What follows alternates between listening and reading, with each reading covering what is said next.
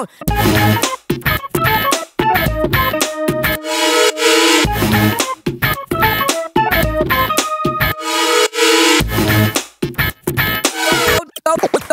Go down. Tout de suite, on passe à la grande interview de la semaine, l'Hardiview.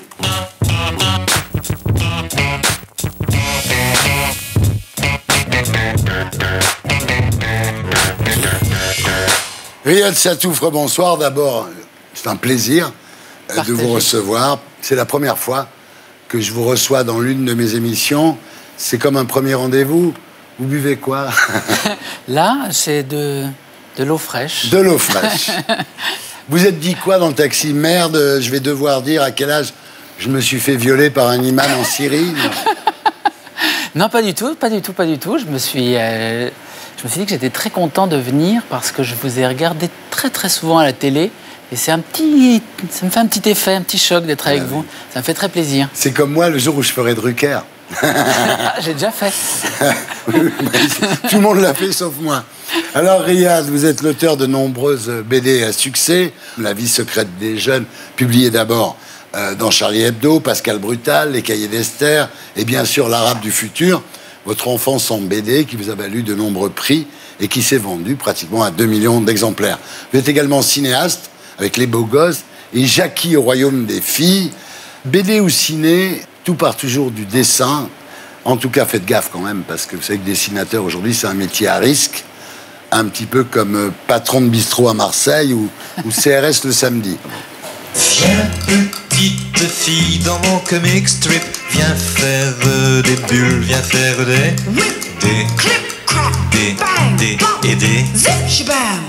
Alors, Riyad, vous êtes né le 5 mai 1978 d'une mère bretonne et d'un père syrien. C'est lui qui a gagné pour le prénom. Hein. En même temps, Gwenaël Satouf, ça aurait été bizarre. Donc c'est mieux que ça soit Riyad quand même. Alors on vous a prénommé Riyad, mais quand on voit cette photo, vous avez vraiment une tête de petit breton. Hein, quand vous étiez gosse, vous étiez un petit breton. D'ailleurs, vos enfants sont blonds. Oui. Bah oui. Tout à fait. Comme quoi. Alors cette photo a été prise en Libye. Vous avez habité pendant votre jeunesse. Votre père, Abdelrazak, était enseignant, ici d'une famille très pauvre. Il était un brillant élève, il avait obtenu une bourse pour étudier en France. Il a fini quand même par décrocher un doctorat d'histoire à la Sorbonne. Tout à fait, oui, oui. Alors, au Resto U de la Sorbonne, votre père a rencontré votre mère, Clémentine. Oui, en fait, mon père parlait très très mal français. C'est un énorme dragueur. Et donc, il officiait quand même pas mal dans les restos U. Et en fait, il a commencé par draguer la copine de ma mère. Et en fait, il lui a proposé un rendez-vous, mais il parlait très mal. Il dit « Ouais, comment tu t'appelles ?» et tout. Elle dit « J'ai pas de nom. »« Ah, j'ai pas de nom, c'est joli ça comme nom. » Et, tout. Et il dit à ma mère « Et toi, comment tu t'appelles ?» Elle dit « Comme elle. »« Comme elle, c'est joli !» Et donc, après ça, il lui demande un rendez-vous. Il demande un rendez-vous à la copine de ma mère. Ouais. Et ma mère lui dit « Non, non, mais laisse tomber. » Puis en fait, il les collait à fond. Elle lui dit « D'accord, demain 19h, place de l'Opéra. » Et elles se cassent toutes les deux. Et en fait, elle pensait le planter, mais ma mère a eu pitié de lui. Et elle est allée au rendez-vous. Et voilà, je suis là. Et vous êtes là et on est très heureux que vous soyez là. Alors en 1982, alors qu'on propose à votre père d'enseigner à Oxford, il choisit la Libye. Ensuite, vous poserez vos valises en Syrie, près de Homs. Et vous dites, mon père était un nationaliste arabe. Il était pour sortir le monde arabe de la servitude et voulait participer à l'éducation du monde arabe. En fait, c'était un admirateur de Nasser. Il était dans le panarabisme. Il était bassiste d'une certaine façon. Oui, oui. Après, il a été islamiste. Mais au départ, il était laïque bassiste, comme tous ces dictateurs du Moyen-Orient. Et il était fasciné par Saddam Hussein. Oui, c'était sa grande idole, en fait. Parce que déjà, Saddam Hussein était sunnite comme lui. Ouais. Il adorait aussi Hafez el-Assad, mais c'était pas comme il était alaouite, c'était pas... Ouais. Mais Saddam Hussein, en fait, il pensait avoir un destin comme Saddam Hussein. Saddam Hussein venait d'un petit village misérable, et il s'était enfui. Ensuite, il avait rejoint son oncle qui lui avait appris à lire et à écrire. En fait, des années plus tard, il avait fini par faire un coup d'État. Donc mon père pensait qu'il aurait un destin exactement semblable. Il rêvait de faire des coups d'État. Mais quand Saddam Hussein a été arrêté, il était très humilié, votre père. Hein. C'est vrai qu'en fait, c'était quelqu'un d'assez brutal aussi. C'est-à-dire, comme Saddam Hussein, qui avait fait progresser l'Irak de manière incroyable, il avait construit des routes, il avait eu un prix de l'UNESCO pour l'alphabétisation de son pays, mais il exécutait ses opposants à tour de bras. Mon père pensait comme ça. Votre père était d'extrême droite, on peut le dire. Oui, moi je pense qu'on peut vraiment dire qu'il était d'extrême droite. Il admirait pas seulement Saddam Hussein, il adorait Pinochet. Le Pen. Le Pen, il pensait que c'était le plus grand homme politique français. C'était l'homologue de Saddam Hussein. En tous les cas, votre père, il voulait que vous alliez à l'école. Il vous disait, tu vas à l'école parce que l'arabe du futur, lui, il va à l'école, ce qui a donné le titre de vos célèbres bandes dessinées. Alors vous étudiez le Coran. Mais vous faites semblant de prier, vous n'y croyez pas du tout. Il voulait à la fois que je grandisse dans les mêmes conditions qui avaient été les siennes, c'est-à-dire dans une école de village, avec des enfants très religieux, etc. Et en même temps, il n'exigeait rien de moi en disant « je suis un moderne, tu fais ce que tu veux, etc. Je ne te force pas ». Enfin, il y avait ces deux choses qui se mélangeaient. Votre mère est blanche, et là vous êtes un peu le blondinet à l'école et les mômes se moquent de vous, quoi. Sont hyper racistes avec vous. En fait, ce qui se passait, comme vous avez pu le voir sur la photo, c'est pas seulement que j'étais blond, c'est que j'étais extrêmement beau. Et donc, comme on déteste les beaux en général, souvent non seulement j'étais beau, mais en plus j'étais extrêmement lèche-cul. C'est-à-dire qu'à l'école, j'avais des ultra bonnes notes, j'étais tout le temps avec les profs, j'étais le mec insupportable. Le mec énervant pour les autres. Les maîtresses passaient, mettaient leurs mains dans mes cheveux blonds. Enfin, c'était... Donc en effet, il m'aimait pas trop. J'avais pas beaucoup d'amis. Oui, c'est vrai. Alors comme vous n'avez pas d'amis, vous évadez, vous commencez à dessiner, ce qui n'est pas très bien vu en Syrie, et vous lisez Tintin, que votre grand-mère bretonne vous envoie, c'est ça? C'est ça, c'est exactement ça. C'est comme ça que tout a commencé, parce qu'en fait, il n'y avait pas de livres dans le village où on habitait, pas de livres en arabe du tout. Même ma mère, mon père ne lisaient pas. Et les seuls livres qu'il y avait, c'était les Tintins de ma grand-mère bretonne. Et donc j'ai appris à lire le français en lisant Tintin. Pas mal. Voilà. À l'âge de 11 ans, vous rentrez en France, donc avec votre mère, et le retour est aussi violent que la vie en Syrie, parce que ça n'a rien à voir évidemment avec la société que vous connaissez. Est-ce que c'est plus compliqué d'être breton en Syrie ou arabe en Bretagne? En France, en fait, j'ai jamais souffert vraiment de racisme ou d'ostracisation, si ce n'est le fait que mon nom était ridicule. Mais bon, il y en a d'autres qui ont des noms débiles, mais voilà, c'est vrai, quand on fait l'appel en classe, ça touffe, tout le monde se tourne, fait mais c'est vraiment... C'était pas... Il y avait une moindre considération, je dirais, en France. On faisait moins attention à moi. Alors, exemple de choc culturel, vous savez pas comment aborder une fille, parce qu'en Syrie, c'était un petit peu interdit. Et quand une fille tombe amoureuse de vous, elle vous fait des avances, vous n'arrivez pas à l'embrasser, et elle raconte à tout le monde que vous êtes impuissant. J'étais partagé entre deux pôles, c'est-à-dire j'avais mon père qui devenait de plus en plus traditionnaliste et n'arrêtait pas de me répéter que les femmes étaient le diable et qu'il fallait pas leur parler et qu'il fallait pas les regarder, qu'il fallait se marier plus tard, etc. Et mon grand-père breton, qui lui était ultra obsédé sexuel et avait extrêmement peur que vous soyez homo. Que je sois homo. Il était très homophobe, et donc dès qu'on marchait dans la rue, il me disait « Oh, regarde celle-là, t'as vu ?» C'était un moment où les hormones n'avaient peut-être pas commencé à fonctionner. Je regardais, j'ai aucun effet. Je me disais, mais si c'est ça, la regarde. Et voilà. Alors quand on est comme ça, coincé entre deux pôles, c'était difficile de choisir, parce que si on choisissait un par rapport à l'autre, forcément j'allais décevoir l'un. Donc je crois que c'est à ce moment-là que j'ai choisi une identité qui n'existait pas dans ma famille, en fait, ni du côté syrien, ni du côté breton. C'est l'identité des gens qui font des livres et qui racontent des histoires. Et j'ai choisi ce peuple-là. Est-ce que votre grand-père vous a emmené faire du naturisme? Thierry, vous voulez trop savoir la suite de l'Arabe du futur. Et je sens que vous êtes un extrêmement bon lecteur pour la suite. Jean-Marie Roire, rebonsoir. Donc Jean-Marie Roire de l'Académie française, aurais-je dû dire. Alors, vous avez raté 5 fois votre bac avant de l'avoir. Votre premier roman a été refusé par 13 éditeurs.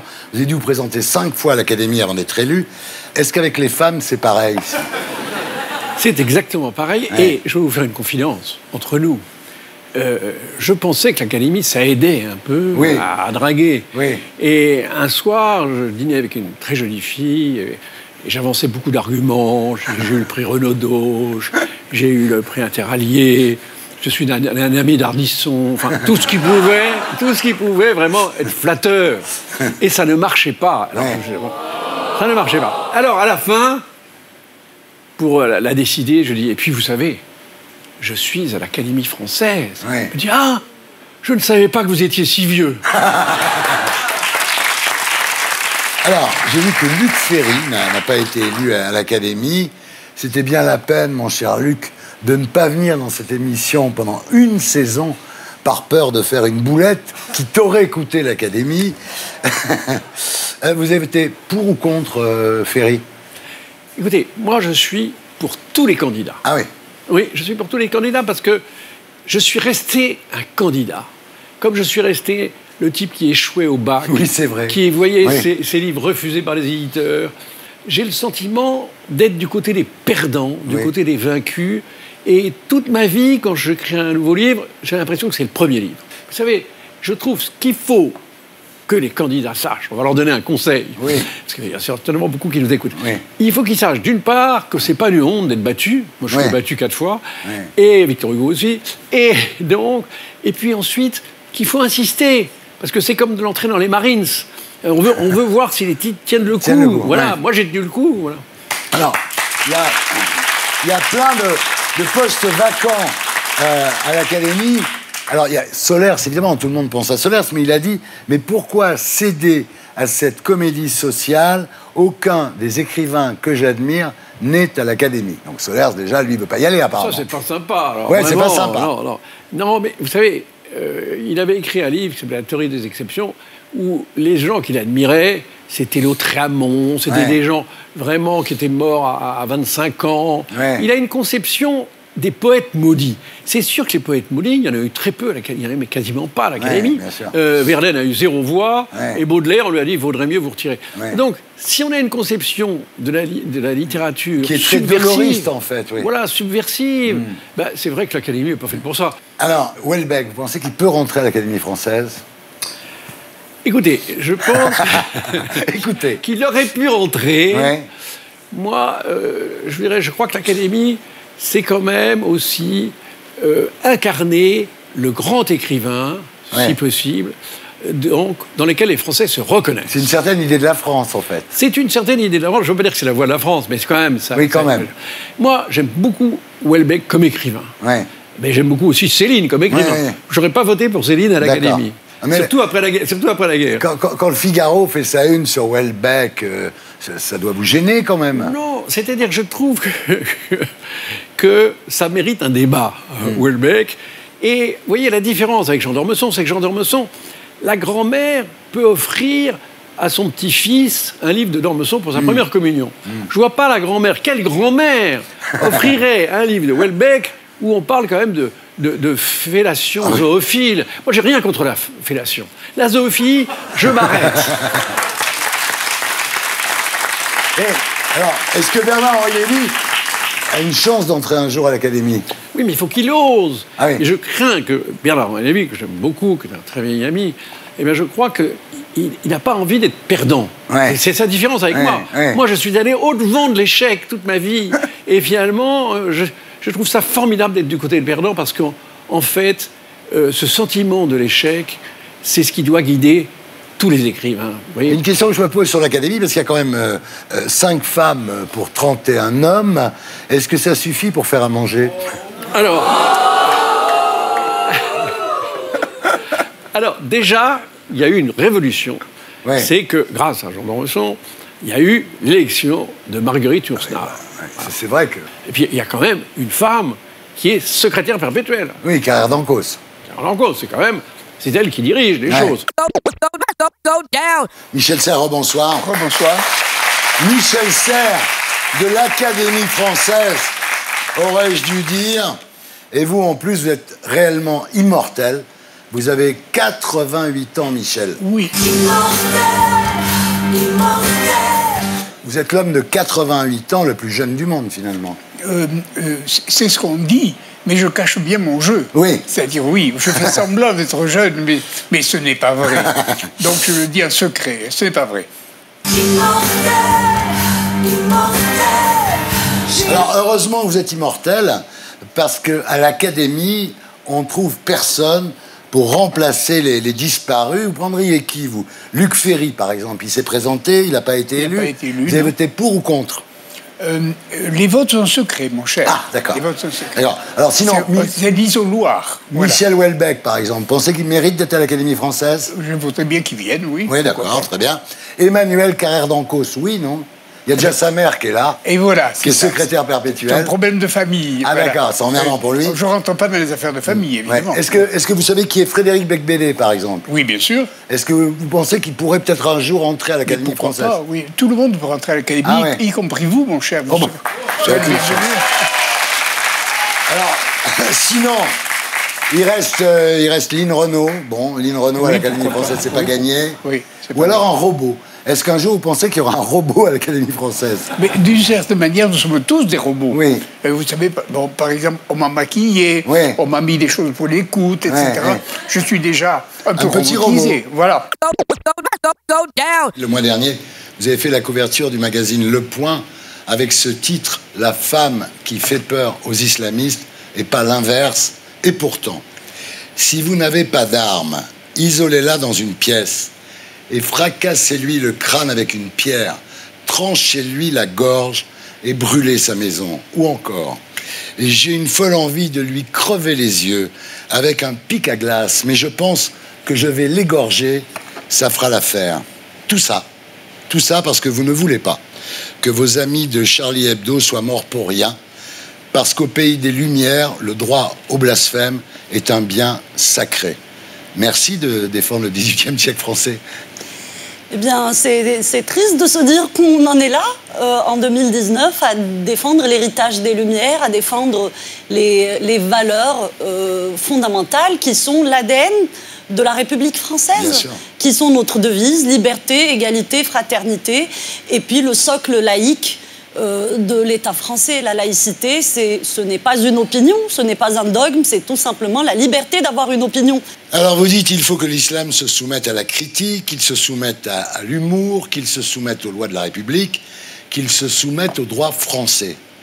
On pensait que c'était un acquis, mais il se trouve que nous faisons face à des discours, à des revendications militantes, parfois un militantisme très agressif, qui consiste à vouloir nous faire accepter, sous couvert de tolérance, d'acceptation de l'autre, non pas des individus différents, mais les idéologies dont ils se revendiquent. Or, la République française est une république qui embrasse tous les individus, mais pas les idéologies, forcément, surtout quand elles sont contraires à nos valeurs. En fait, dire qu'on devrait pouvoir critiquer l'islam, c'est déjà le critiquer pour eux, non?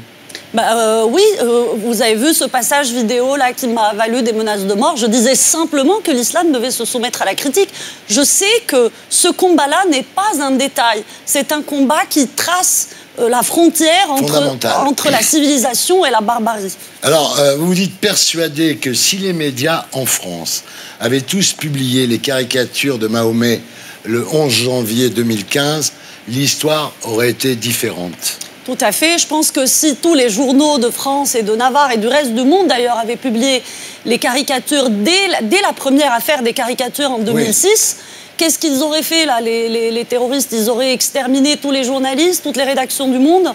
Ce n'était pas possible. Mais vous dites couardise, maquillée en respect de la religion. Tout à fait, parce que beaucoup de journaux ont justifié, finalement, leur peur des attentats, qui est une peur légitime. Avoir peur ne nous exonère pas d'un certain devoir de courage, surtout quand on est journaliste. Parce que quand on est journaliste, nous avons le devoir de crever les abcès de la société. Nous avons le devoir de mettre la lumière sur les zones d'ombre.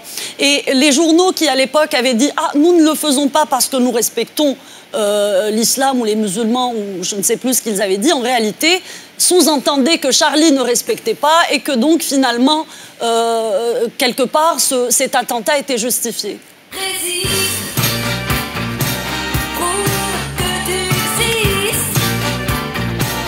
Alors, vous résistez vaillamment.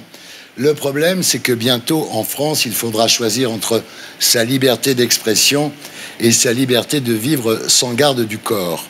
Après Roberto Saviano et Philippe Val, vous êtes la troisième personne sous protection policière que je reçois cette saison. Ça fait beaucoup quand même dans un pays comme la France. Vous dites, quand ça allait mal, ce sont mes flics qui m'ont sauvé. Mais oui, j'ai été mise sous protection le 8 janvier 2015. Je me ramassais évidemment à la petite cuillère. J'avais des conditions de vie qui étaient extrêmement difficiles.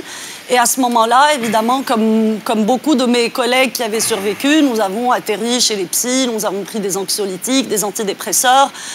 Ça n'allait pas. Et c'est la présence bienveillante, professionnelle de mes officiers de sécurité qui m'a contrainte à me rattacher à la vie, contrainte à respecter des horaires. Parfois, ils se sont, alors que ce n'est pas leur travail, parfois ils se sont souciés de savoir si j'avais mangé ou pas. Et donc, grâce à eux, grâce à cette présence saine, j'ai pu surmonter les premières semaines du deuil. Voilà.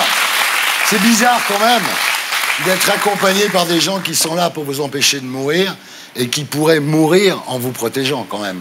C'est une relation complexe. C'est une relation assez atypique parce que ce sont fondamentalement des inconnus, des gens que l'on vous voit, mais qui sont là pour mourir éventuellement avec vous. Donc ça crée un lien de sang.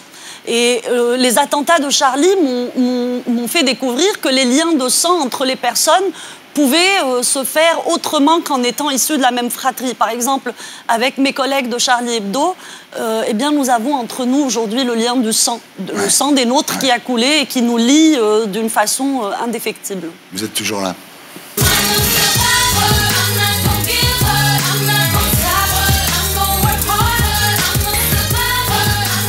Alors la gauche a trahi depuis longtemps le combat du progressisme et de la laïcité, mais le 7 janvier, le jour de l'anniversaire de Charlie, Emmanuel Macron a reçu le CFCM, très maladroit pour le moins. Nous avons une gauche qui est le tenant historique du combat, du progressisme, de l'anticléricalisme. Elle a complètement trahi ces valeurs-là. Elle a même trahi Karl Marx, qui a toujours dit que la religion était l'opium du peuple. Aujourd'hui, on observe une gauche islamophile, pour renverser le mot islamophobie.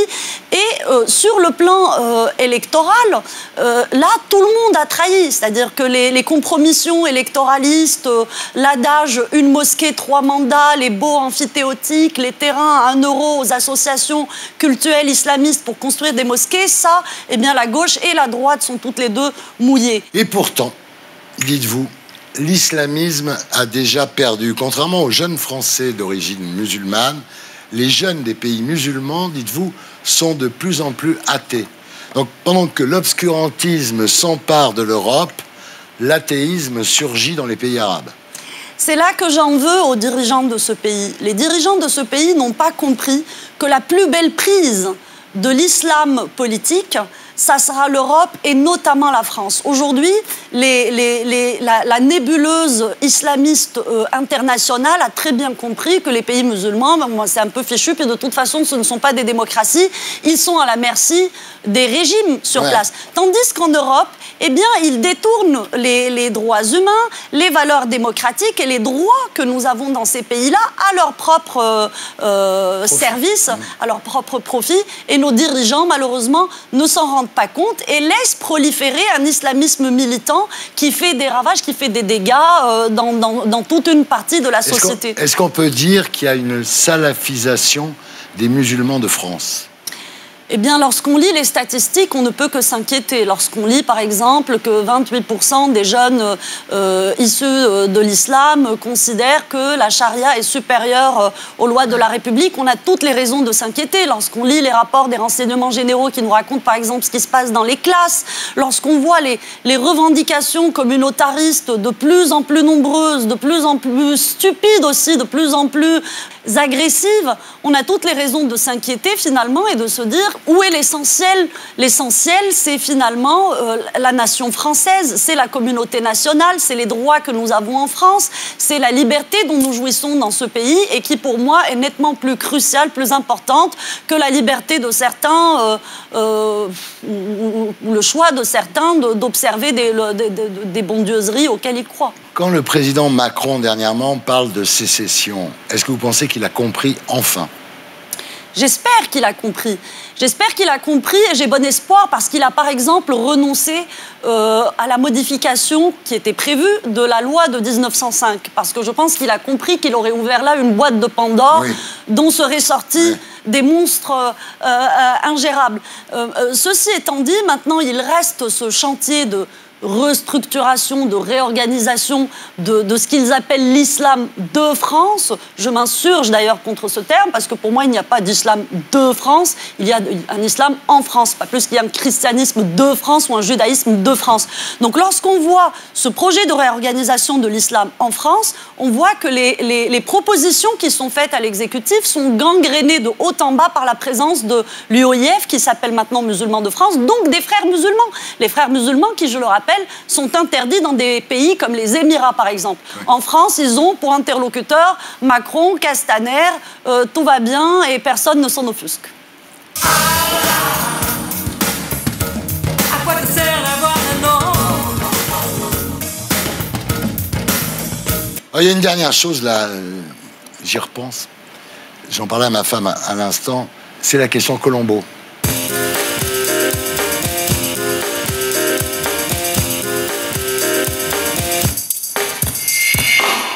Zineb, si c'était à refaire, c'est-à-dire vous lancer dans ce combat contre les islamistes, est-ce que vous le referiez?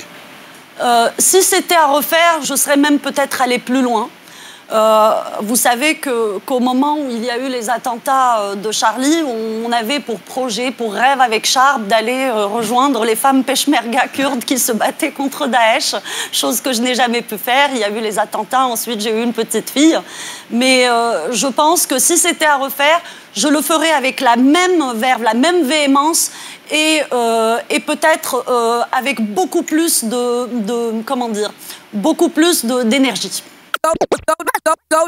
Votre relation avec Emmanuel Macron, alors c'est un peu Richman pour Man, hein, c'est-à-dire que vous naissez tous les deux à Amiens, vous êtes scolarisés à la Providence, pas en même temps, établissement catholique jésuite, c'est là où Emmanuel Macron a rencontré Brigitte Macron, il avait 15 ans, elle en avait 39. Alors l'un a tout, l'autre a rien. Comment ça va se finir ce film? J'en sais rien. Non, mais d'abord, moi, je me décris pas comme ça quand même. Moi, j'appartiens à la classe intermédiaire. Ouais. Mes parents m'ont donné les moyens d'avoir une éducation. Je sais tout ce que je dois à plein de gens et jamais je dirais que je me suis fait tout seul. Et c'est à l'inverse, là, pour le coup, d'Emmanuel Macron, à qui quand même la vie a offert plein de chances, qui a eu bénéficié de tas de rencontres, y compris des rencontres avec des milliardaires qui lui ont dressé des ponts d'or pour qu'il puisse mener campagne et ainsi de suite, et qui vient dire à la fin que, bon, si j'étais chômeur, eh ben, je me débrouillerais tout seul. Mais il n'est pas chômeur, il ne l'a pas été, il ne sait pas ce que ça veut dire et il ne les rencontre pas. Donc, je dirais que plutôt... là, on nous voit à l'image, il n'est pas sûr qu'à ce moment-là, il y ait tant de différences. Il y en a un qui est plutôt replié sur lui-même et l'autre qui est applaudi en permanence, tant il est comblé, plein de talent, et tant mieux pour lui. Mais après, il y a des choix. Je pense que la classe intermédiaire, c'est la classe qui a un choix. On lui fournit des armes, les armes qui sont de l'arme de l'éducation, de la culture. Maintenant, c'est au service de qui on les met. Et moi, je sais que j'ai fait le choix de mettre mon savoir, mes connaissances, mes lectures, ma capacité à écrire, à faire des films au service des gens. Et je considère qu'Emmanuel Macron, depuis 20 ans, les a mis au service de l'argent. Il a jamais dragué votre sœur à l'école de la Providence, non, il n'a pas dragué ma sœur. Il n'a jamais dragué votre sœur? Non. Alors, je crois pas. Dans un livre publié aux Arènes qui s'appelle « Ce pays que tu ne connais pas », qui est excellent d'ailleurs, vous dites en parlant de Macron quand même, « Votre tête ne me revient pas ». Vos mines pour catalogue des 3 Suisses, vos traits réguliers, le nez droit, la police, la mâchoire carrée, c'est physique, c'est viscéral? Moi, je crois que d'abord, moi, j'écris un livre, pas comme homme politique qui se demande s'il va gagner 3% avec ça. Ouais. Je fais un film comme cinéaste avec Gilles Perret, j'écris un livre comme écrivain. Ouais. Et un écrivain, qu'est-ce qu'il fait? Il propose des portraits. Ouais. Donc, et par exemple, il y a le portrait de Joubir et il y a même mon autoportrait qui n'est guère flatteur non plus. On ne le souligne pas quand on lit le bouquin. Mais voilà, donc je propose des portraits, évidemment avec une subjectivité qui est face à ça. Ça veut dire que Emmanuel Macron, évidemment, il porte quelque chose d'une classe dès que son inconscient parle, ces gens qui ne sont rien, vous n'avez qu'à traverser la rue, dès qu'on appuie sur le bouton, il y a son inconscient qui se met à glisser. Mais vous savez, notre physique, il porte quelque chose de la classe à laquelle nous appartenons. La manière dont on bouge, la manière dont on se vêt, enfin, vous voyez, et donc, en effet, il y a des traits de classe dans le portrait d'Emmanuel Macron, qui incarne quelque part une espèce de... On a l'impression de voir débarquer le super DRH de la France. Alors, vous avez été extrêmement attaqué. Richard Ferrand, vous êtes taxé d'antisémitisme parce que vous parlez toujours de la banque Rothschild en parlant de Macron. Bon, moi, j'ai passé un paquet d'années sur Bernard Arnault, qui est un patron catholique du Nord. Là, je consacre un livre à Emmanuel Macron, qui est passé par une école jésuite et qui a choisi de se faire baptiser. J'ai passé des années à attaquer, par exemple, BNP Paribas, parce que je considère que c'est le ministère occulte de l'économie, et notamment Michel Pébreau, patron catholique. Je nomme dans le livre le Collège des Bernardins, qui offre un réseau à Emmanuel Macron, et donc qui est catholique aussi. J'ai rien contre les catholiques, c'est juste pour dire que je fais tout ça. Et j'ai le droit aussi de dire Banque Rothschild, Commission Attali, parce que ce sont d'évidents points de passage où aussi il a construit du réseau. Quelle est ma lecture de la société ? On peut la trouver simpliste, on peut la trouver sectaire, on peut la trouver manichéenne. C'est une lecture de classe. J'ai une lecture de classe. Et quand je dis banquier Rothschild, moi, ce que je retiens surtout, c'est banquier. Voilà. Qu'est-ce qui va se passer là? Parce qu'apparemment, il ne sait pas trop quoi dire, là, Emmanuel Macron. J'en sais rien, je ne suis pas prophète et je ne suis pas dans sa tête. Je ne sais pas. Moi, je sais ce que je ferai à sa place, mais je ne suis pas Macron. Moi, ce que je ferai, mais il n'y avait pas besoin d'attendre, d'essayer de noyer le poisson comme ça. Je liste les demandes des Gilets jaunes qui reviennent. Je vois une demande sociale, TVA à 0% sur les produits de première nécessité. Je vois une demande fiscale, rend l'impôt de sur la fortune d'abord. Je vois une demande de démocratique, le référendum d'initiative citoyenne, et je vois une demande de justice, l'amnistie des Gilets jaunes. Si jamais on veut dénouer la crise, si jamais on veut continuer à vivre ensemble, que ça me fait pas plaisir, moi, que tous les week-ends, il y ait des Français qui tapent sur d'autres Français, et qu'importe qu'ils aient un gilet jaune ou qu'ils aient un uniforme. Ça ne me fait pas plaisir. Mais si on veut dénouer ça, il faut, sur ces 4 demandes, avoir des discussions réelles. Or là, c'est évacuer l'ISF, pas question, le référendum d'initiative citoyenne, pas question, la TVA à 0%, pas question, et on va avoir encore plus de comparution immédiate pour les Gilets jaunes. C'est pas en menant cette tension qu'on apaise le pays. Alors, donc, vous pensez que le printemps sera chaud, vous dites la merguez comme outil révolutionnaire, c'est drôle.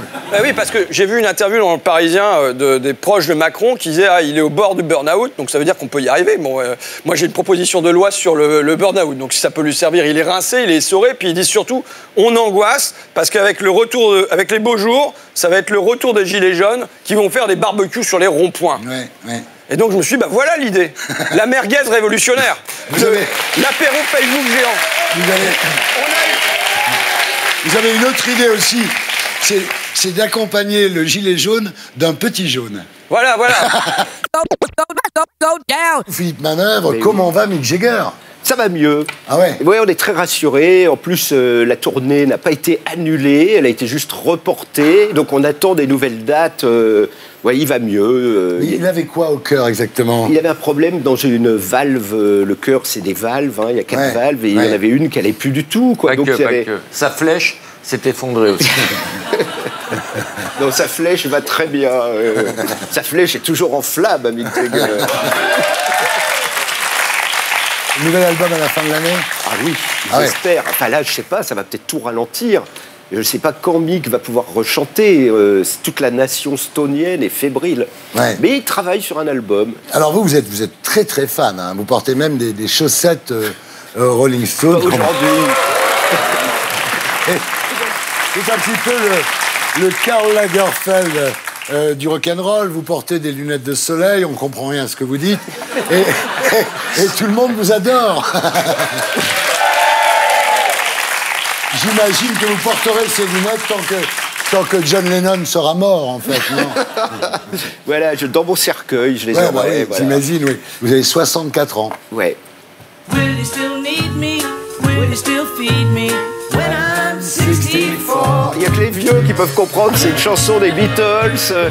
À l'époque, toute notre génération disait « Faites jamais confiance à un mec qui a plus de 30 ans. Oui, c'est ça. J'espère mourir avant d'avoir 27 ans. » Oui, c'est ça. Déjà, Sauchon, j'ai 10 ans, ça me paraissait tellement...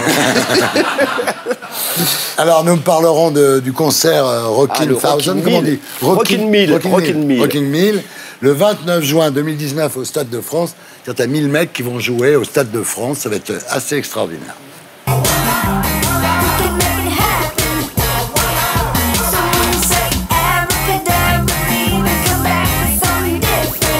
maintenant, c'est l'heure de la promo qui s'affiche. C'est Shopping.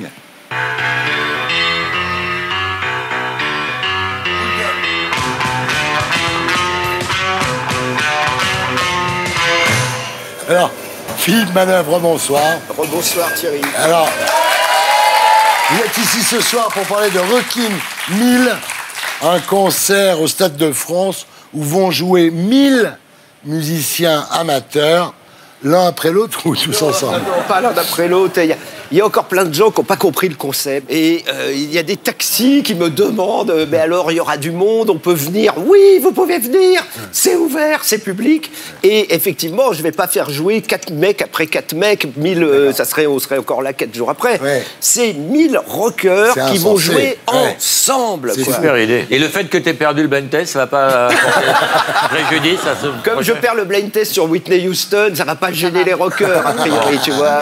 Voilà. 1000 musiciens amateurs, seulement le plus connu, c'est vous, là-dedans. Ben oui, un petit peu, bien sûr, oui, mais moi, je sers à fédérer les nations. Il y aura du punk, il y aura du grunge, il y aura du rockab, il y aura du hard rock, du métal, enfin voilà, on va. Mais c'est une super idée, hein. Alors, est-ce que vous allez arriver à trouver de la drogue pour tout le monde? Je crois que là, c'est pas ça du tout notre problème. Hein. Ouais, alors... déjà, s'il y a une prise électrique par... parce que 1000 amplis, ça va faire du bruit. Alors, il y a eu un casting sur Internet où chacun a envoyé une vidéo et vous avez sélectionné 350 guitaristes, 250 batteurs, 220 bassistes. Il y a 75 chanteurs et 75 chanteuses, parité, voilà. Et puis tout le monde... Et donc on installe les batteurs dans les virages pour sonoriser tout le stade. On met 150 batteurs d'un côté, 150 de l'autre. Et après on fait comme un millefeuille, les guitaristes, les bassistes, les guitaristes, les bassistes, tous les chanteurs devant. Et ensuite on fait le spectacle. Faut toujours un batteur quand tu fais un millefeuille, après c'est plus que l'énergie. Et on va jouer les grands morceaux du classique rock pendant 2 heures. Voilà. On va regarder la bande-annonce. Ok.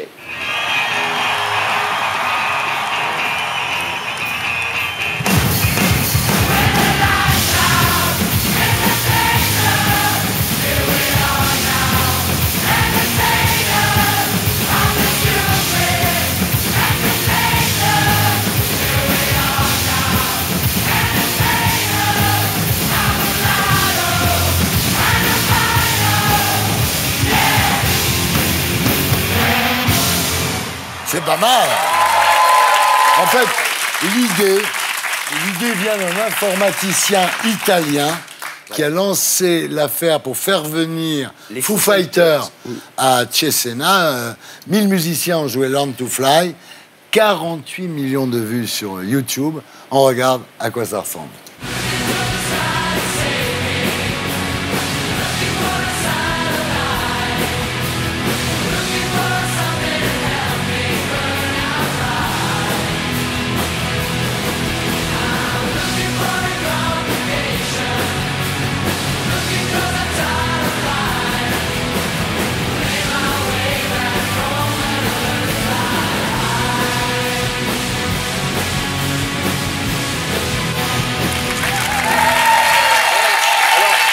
Ça, c'était la première fois, donc il n'y avait pas de public.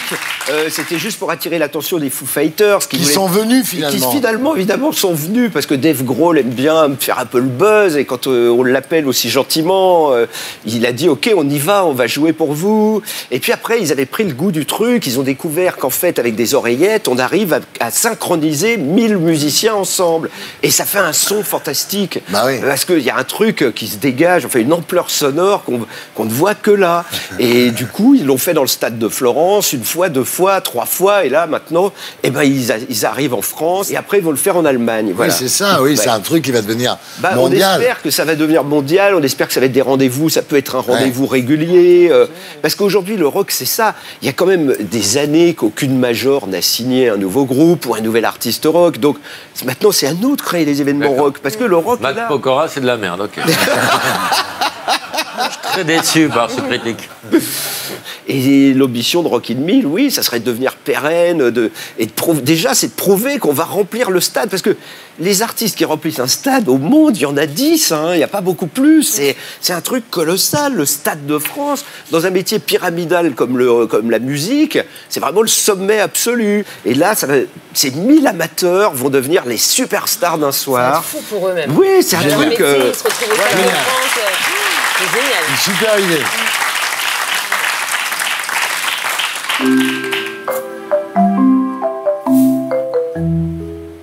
Je prends la pause. Vous connaissez ça? C'est les musiques de bébés. Et c'est repris ça derrière. Oui, allez-y. Space Oddity pour Space les petits Oddity. bébés. Ouais. On va écouter un autre.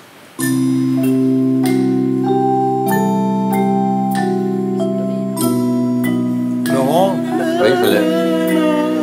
Assis au Red Door, Painted Black, des Rolling Stones. C'est très joli, ça, pour les gosses. Ça s'appelle Rockabye Baby. C'est Rockabye Baby. Donc j'ai c'est mis toute une ça série. parce que je voulais vous parler d'Ulysse et de Lily Rock. Vos enfants, ils vont bien? Ils sont fabuleux. Ah ouais. Ah mais parfois je me dis mais qu'est-ce que je fais? Pourquoi je fais tous ces trucs-là? Et Ouais. quand je les vois arriver, ils sont déments. Franchement, c'est des vrais petits rockers. Ils sont adorables. Ah, vous savez qu'on s'est mariés le même jour? Ah oui. Le 21 juin 2014. Et avec la même femme. Le bordel. Non mais ce que tu ne sais pas, c'est qu'il y a pratiquement la même différence d'âge entre Candice et vous et Audrey et moi. Oui, c'est vrai. Ça nous Deux générations. Ouais. ça nous relie. Non, une seule. Mais c'est un grand bonheur d'être avec une femme qui me soutient dans ce projet dément quand même. Tant qu'elle rate pas sa scolarité à cause de ça.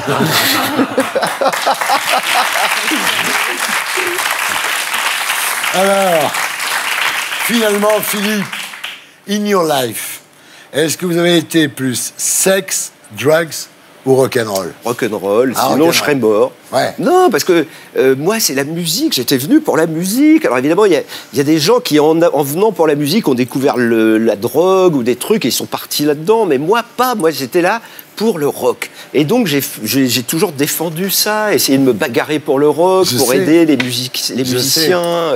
Déjà, ces musiciens anglo-saxons, nous aider à les comprendre. Qu'est-ce qu'ils voulaient, qu'est-ce qu'ils disaient, qu'est-ce qu'ils racontaient. C'était des gangs mirifiques, quoi. On était fascinés par ces bad boys des Rolling Stones.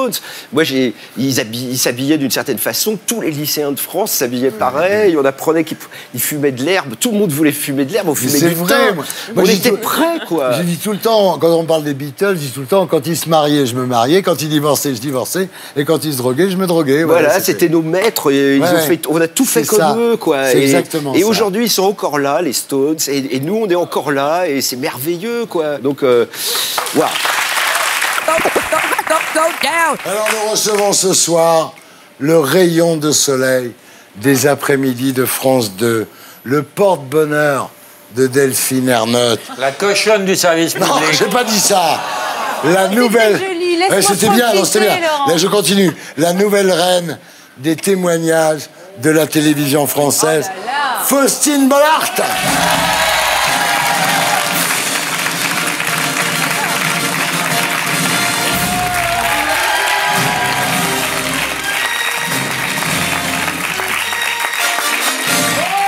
C'était bon, là. C'était bon. Merci pour cet accueil. Replay, Serge.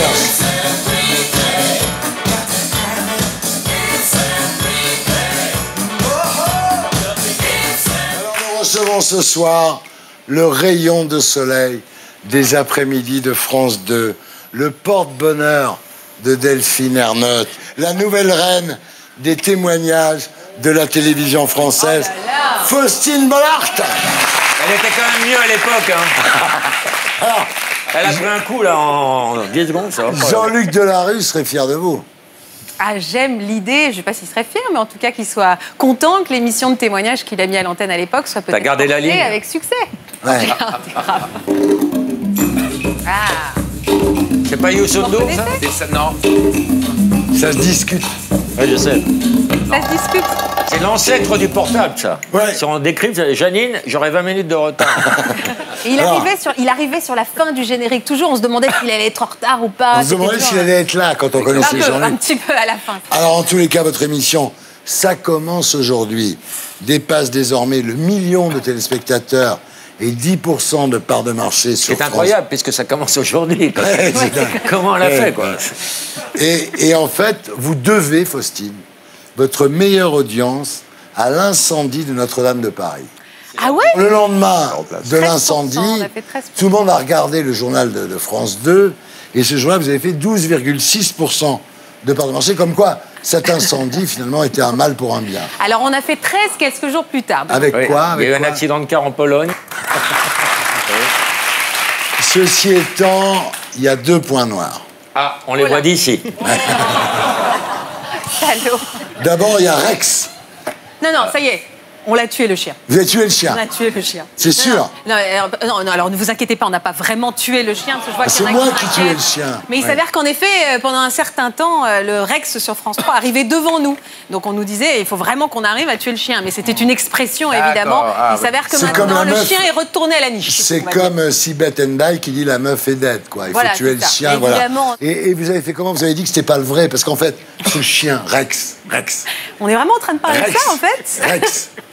On est vraiment en train de parler de Rex, en fait. Mais oui, parce que Rex, c'est très important. Rex, en fait, c'est le 4e Rex. Ah oui.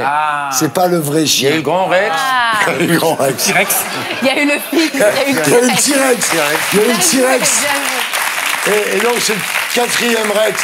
Donc, ils l'ont tué assez facilement. L'autre problème, Faustine, c'est le bouquet. Alors, vous avez un bouquet derrière vous, quand même. Écoutez, je comprends pas. Mais c'est marrant, on m'en parle beaucoup de ce Mais bouquet. c'est incroyable, ce Vous le trouvez bouquet. aussi horrible que ça Non, mais peut-être un peu trop Madame fourni. Poussin, oui, Est-ce que ouais, ce d'accord. bouquet, Profusion. c'est le même bouquet de septembre à juin? Est-ce qu'il serait pas en plastique, le bouquet? Ah, je pense qu'il est plus qu'en... Comme l'animatrice. Et Et pourtant, voilà. pourtant... 100% naturel.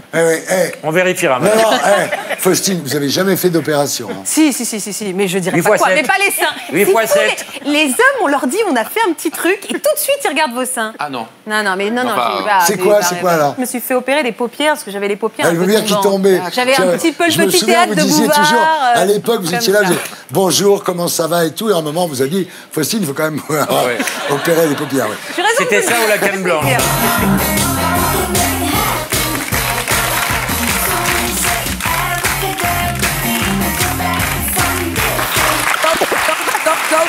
Vous êtes ici ce soir pour 2 shoppings.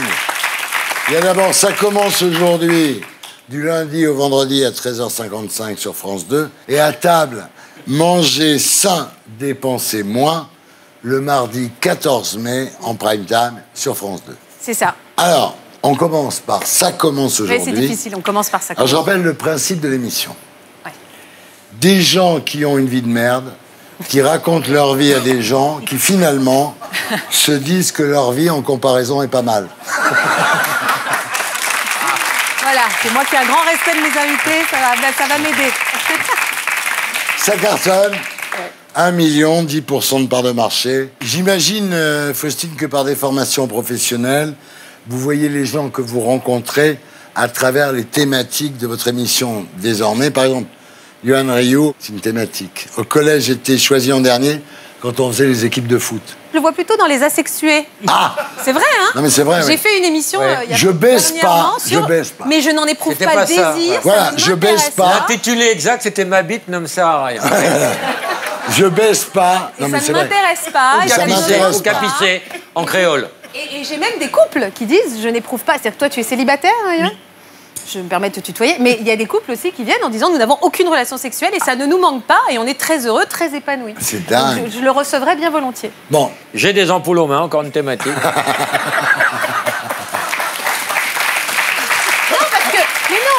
Parce que justement, les asexués n'ont aucune libido. Yoann, Ah, je réponds pas à ça. pourquoi tu réponds pas à Arrêtez, ça? Thierry. Je suis là pour parler de foot. Ah! Tiens, quand tu lui parles de football, ça le fait jouir. Alors, Faustine, toujours dans l'idée de voir à travers les gens que vous rencontrez des thèmes pour votre émission, Bernard Campan, j'ai arrêté les plans à 3. À 60 ans, je suis plus épanouie que jamais. Ah, ça, c'est vrai. Ça, c'est un thème qui Mais revient beaucoup. Il pourrait l'être, hein, c'est vrai. Ouais. Ouais. Moi, je me sens mieux à 60 ans qu'à t'es bien, 30, là. 35, 40. Ouais. L'avantage, c'est que ça va durer moins longtemps maintenant. Voilà, maintenant, ça va vite passer, là. Vite. Ouais. Et question baise. C'est un peu... En ce moment, c'est un peu... Voilà. Non, mais dis-le à Faustine. Moi, j'en ai... Non, c'est un peu calme. C'est un peu calme en ce moment. Ah ouais. Chez toi, mais rassure-moi, tu baisses toujours des inconnus. T'as vu, je suis pas tout seul, Thierry. Ouais. Je suis pas tout seul. C'est marrant. Mais tu sais qu'il y a de plus en plus de jeunes qui disent aujourd'hui qu'ils sont no sex. Oui, bien sûr. Oui. Ah ouais, non, mais complètement. Ouais, T'as fait un truc là-dessus. on a eu aucune difficulté à trouver des jeunes qui le revendiquent. Il y a même il y a beaucoup de groupes sur Facebook de personnes qui se parlent entre eux. Des groupes de gens qui veulent pas baiser, quoi. C'est un peu nouveau. C'est l'inverse de Tinder. C'est des gangs no bangs.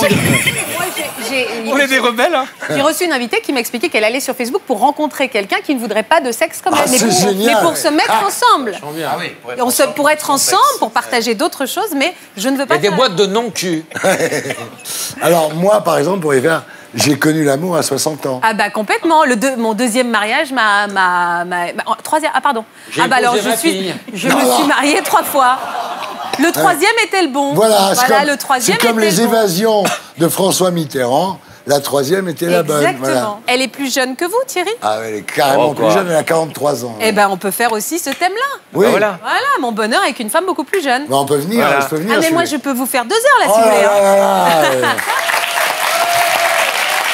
Alors, est-ce que, Faustine, vous seriez une bonne cliente pour votre émission? Par exemple, je vous propose des thèmes. Au hasard, oui. Êtes-vous déjà tombée amoureuse d'un membre de votre famille? Eh ben oui. Mais je vous dirai pas qui. Ah ouais. Non, parce Votre que mon cousin, père votre peut-être cousin. regarde. Enfin, c'est pas mon père. Mais, mais oui, c'est ça. Quelqu'un qu'on m'a présenté sur le tard en m'expliquant que c'était quelqu'un de ma famille, sauf que moi, j'avais grandi sans le savoir. Et donc, du coup, les amours se confondent un petit peu. Donc, ça a pu m'arriver, ouais, mais je ne dirais pas qui. Incroyable. Christine Boutin sort de ce corps. Non, mais il y a plein de gens. C'est extrêmement commun d'avoir des relations avec. Bah, tu me dis ça, j'ai vécu 2 ans avec ma mère. Hein. Christine Boutin, elle a épousé son cousin. Ouais. Absolument, ouais. Ma mère, elle m'a dit, si on m'avait dit qu'un jour tu repasserais par là.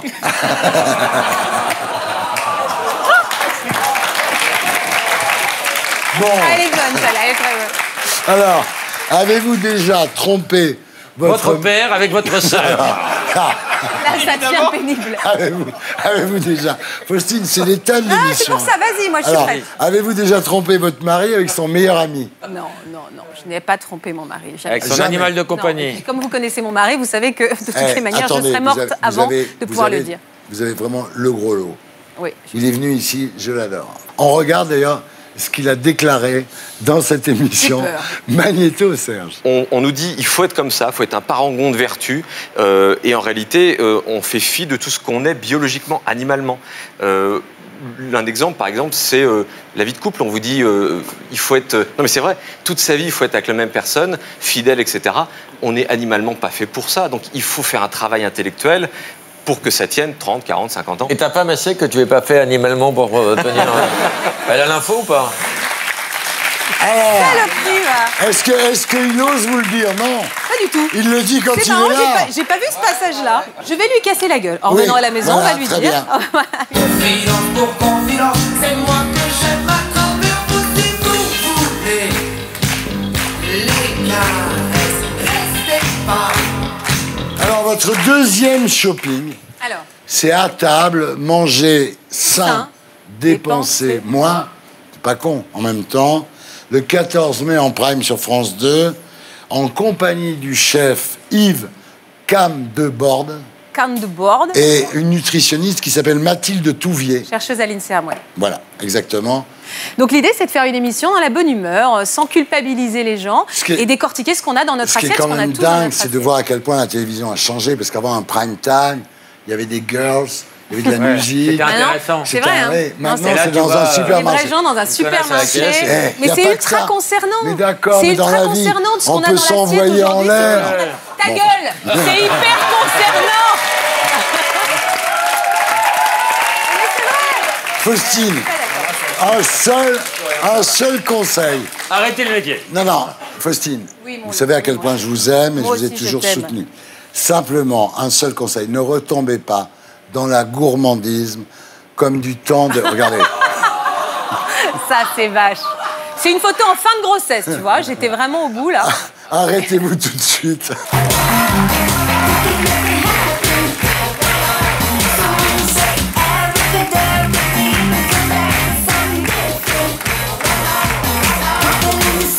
Alors Faustine, j'imagine que vous connaissez le jeu Tu préfères.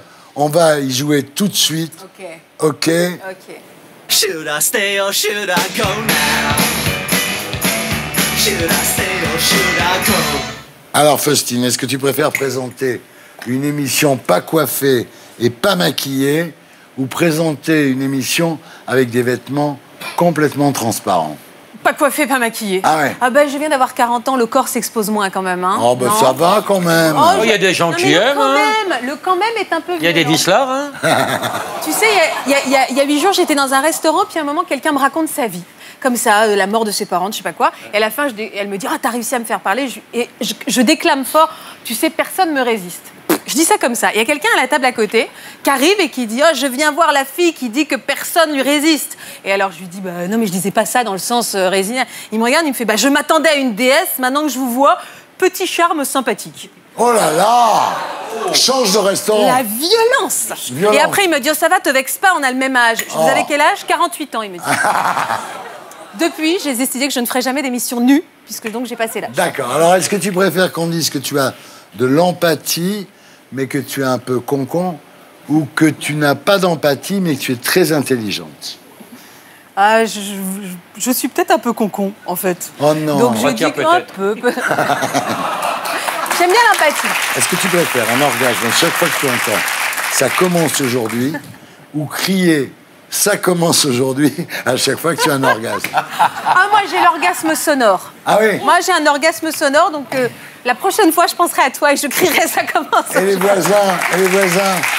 Vous habitez à la campagne? On habite à la campagne, on n'a pas le c'est pour voisin. ça. On est isolés dans la C'est forêt, pour ça il y a que pas Maxime, de tu vois, campagne. tu préfères avoir le hockey toute ta vie ou avoir Cyril Lignac qui te parle non-stop à l'oreille pendant 1 an?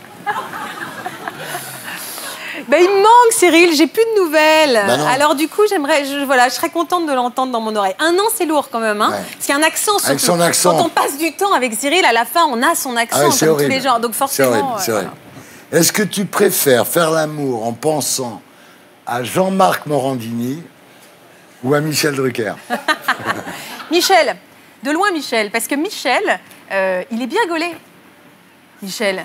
Non mais cette phrase qui... Non mais sérieusement, parce que Michel, à l'époque où j'ai travaillé dans Vivement Dimanche Prochain, c'est vrai qu'à la fin de l'émission, parfois on était dans sa loge, dans son bureau, et il retirait comme ça sa chemise. Moi j'étais hyper gênée, et je voyais qu'il avait des carrés de chocolat, quoi. Michel, il avait des belles tablettes, si et tu je nous pense regardes. qu'il était fier de me les montrer. Et depuis... voilà. Alors, est-ce que tu préfères que Maxime Chatham n'ait plus de bras et un pénis normal ou toujours ses 2 bras mais un micro-pénis?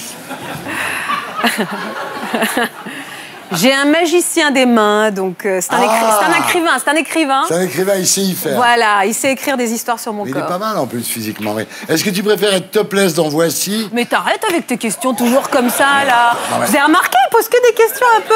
Tu lui as pas demandé s'il préférait avoir un micro-pénis ou être topless dans Voici? Je regrette. Je veux dire. d'ailleurs.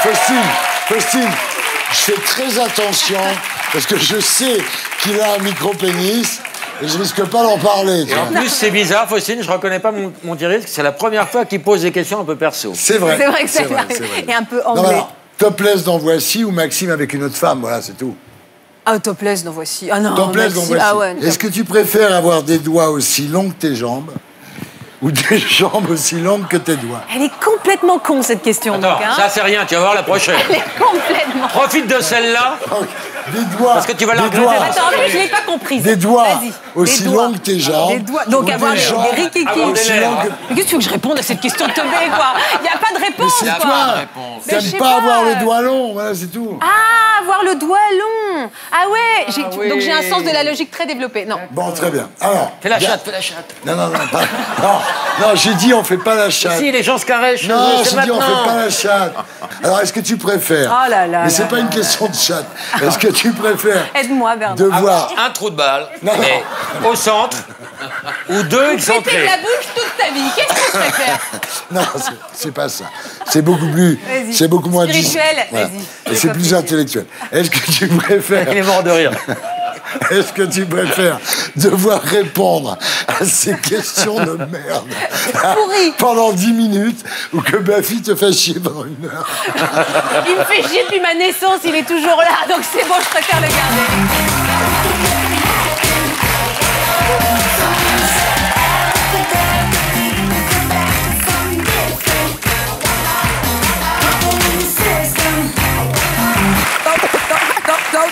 Camille Lacour, donc bonsoir, très heureux de vous connaître. Il y a des invités qui sentent le soufre et il y en a un qui sent le chlore.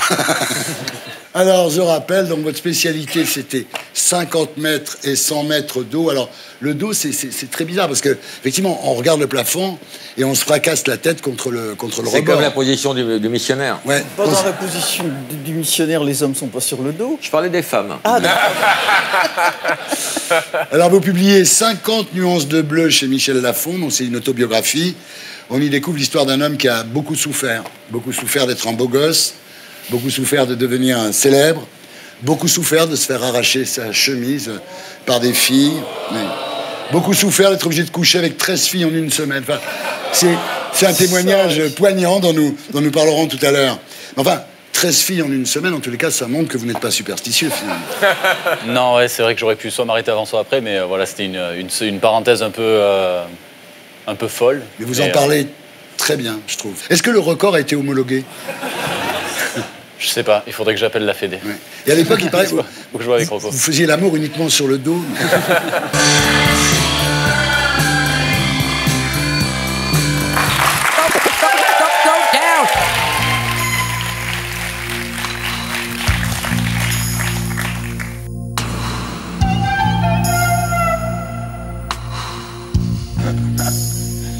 Et voilà, Camille Lacour, champion du monde de natation, mais aussi champion du monde de couchage avec les filles. Ah non. Non, pas là. Alors, vous publiez 50 nuances de bleu chez Michel Lafon. Le pitch, c'est un peu too much, too soon. C'est-à-dire le sport de haut niveau, l'argent, la gloire, les filles.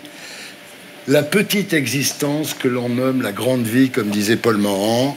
Vous écrivez « Je n'ai jamais parlé de cette étrange déception à personne, la mélancolie du vainqueur, un phénomène de descente, de décompression, comme lorsque tu remontes très vite des profondeurs. » Bref, vous racontez comment vous avez touché le fond de la piscine. J'ai touché le fond de la piscine, dans le petit pull marine. Alors vous racontez le déclic à l'âge de 3 ans, à la piscine. Ouais, première fois que je vais dans les bassins, à 3 ans. Vous avez les yeux bleus, vous auriez eu les yeux verts, vous auriez fait du foot. Certainement. Ouais. Rocco, il voulait aller dans les bassins vers 12 ans. Lui. Ouais. Et alors après, vous racontez évidemment votre histoire. Il y a un truc qui est très très marquant, je trouve, dans votre bouquin, c'est les entraînements avec Philippe Lucas, qui entraînait aussi Laure Manodou. C'est vraiment un bourreau, hein. C'est un bourreau, mais c'est surtout un acteur. Je pense que je pense que c'est lui la star quand il nous entraîne. Mais il met vraiment son costume. Nous, quand on voyait les caméras, on savait que ça allait être super connard, quoi. Mais en dehors de ça, c'est un mec adorable, vraiment très attachant. Oui. Que nous, l'image qu'on en a, c'est... Dès qu'il y a les caméras, on sait, il a le visage fermé, méchant, il est méchant. Enfin, moi, j'adore raconter l'anecdote où il me vire d'un entraînement. Je comprends pas pourquoi. Il vient me voir dans les vestiaires et il me dit j'ai pas été bon, je suis pas un acteur génial. Oui, d'accord. Je dis mais je comprends pas pourquoi tu me dis ça. Il me dit parce que je pouvais pas virer Laure, elle est en forme. Toi t'es un peu fatigué, vas-y c'est bon. Mais par contre sur l'interview je suis un méchant. Voilà donc c'est vraiment un personnage. En tous les cas, il vous est faire 100 km par semaine. C'est-à-dire vous auriez pu aller en Corse à la nage quoi pratiquement quoi. C'est ça. Ouais. J'ai jamais compté vraiment mais. Ouais. Et donc là, c'est le cercle des nageurs de Marseille. Et vous racontez comment, pour gagner, vous devenez un autre. C'est-à-dire plus beau, plus fort, plus intelligent. Le jour des compétitions, en fait, oui, je suis obligé de rentrer dans une phase où je suis incassable, quoi. Donc, c'est vrai que je le raconte comme un double un peu maléfique, parce que c'est tout mon contraire. C'est un peu détestable, très arrogant, très sûr de lui. Et en fait, cette image est importante pour les adversaires. Et pour moi, j'ai aucune fissure dans cette carapace à ce moment-là, quoi. Même quand il parle, il y a des longueurs. C'est drôle. C'est pas vrai, mais c'est drôle. Et le 11 août 2010, donc vous devenez champion d'Europe. Attention.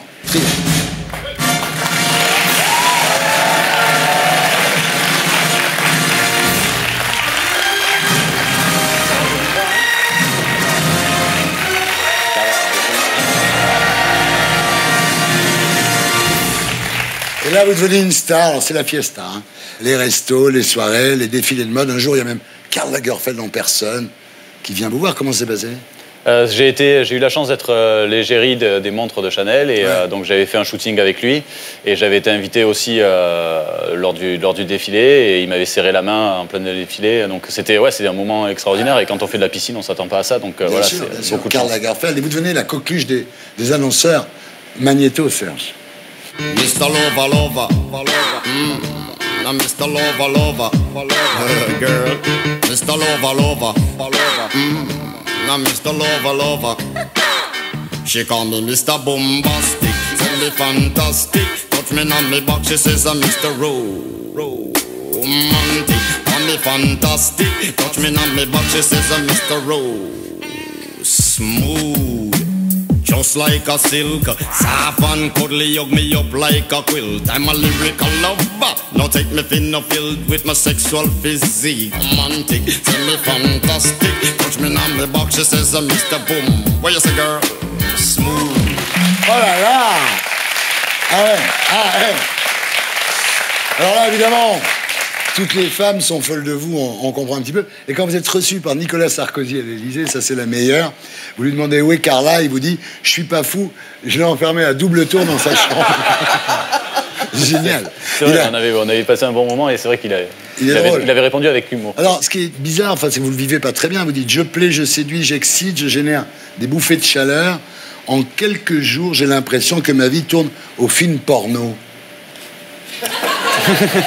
J'espère, pas pour lui, mais pour nous, oui, parce qu'un beau mec comme ça, ce serait régalé pour toutes les filles qu'on a, nous. Hein. Ils se sont un peu fatigués de moi. Hein. Mais pourquoi j'ai pas les atouts. Pourquoi cette période d'addiction au sexe vous a dégoûté finalement? C'est même pas une période, c'était une semaine, mais c'était en fait je savais que je pouvais plaire avant de gagner. Et une fois que je suis revenu de Budapest après cette médaille, j'étais devenu du gibier. Donc voilà, je vais pas m'en plaindre, mais c'est vrai que c'était une période très très étrange en fait. Vous êtes dans un bar et il y a des filles qui vous arrachent vos vêtements, quoi. Oui, on venait de rentrer d'une compétition et on buvait un verre tranquillement avec les potes et il y en a une qui arrive et qui nous a arraché la chemise. Ça arrivait aussi sur Fred Bousquet pour un t-shirt. Ouais. Et on était devenus des objets en fait, donc c'était assez étrange. Et voilà, nous on faisait pas du foot, quoi. En natation, ça n'existait pas avant notre génération. Ouais. Et ça a été un vrai choc. Et là, vous rencontrez Valérie Beck. Donc là, quand même, il y a une femme qui émerge, c'est le cas de le dire, au milieu de tout ça. Oui, c'est vrai que je la rencontre à ce moment-là. Et de là naît une vraie histoire d'amour totalement différente de ce qui s'est passé. Absolument, absolument. Une vraie histoire d'amour. C'est elle qui veut vous rencontrer. Donc elle organise un dîner chez des amis. Vous y allez. Et effectivement, à un moment, il joue au blind test. Et vous perdez. Et vous êtes obligé d'enfiler la robe de Miss France de Valérie Beck. C'est ça. C'est ça, donc j'ai dû défiler, il y avait des amis à elle qui étaient rugbyman et tout, donc moi j'avais prévu de le faire le lendemain pour être sûr de pouvoir la revoir, mais les rugbyman ils n'ont pas laissé passer la chance de me voir. Et vous avez oublié votre montre. Et vous... L'acte manqué par Ça arrive souvent dans le fist-fucking. Ça fait rire Rocco, ça. C'est une bonne balle de... Ah, il en a perdu des Rolex. Donc voilà, vous oubliez votre montre, vous revenez, là c'est vrai, c'est une vraie histoire d'amour, c'est pas comme avec les autres. On a une fille. Vous vous mariez, vous divorcez. En fait, elle vous avait trompé avec un Émirati et vous l'aviez trompé aussi.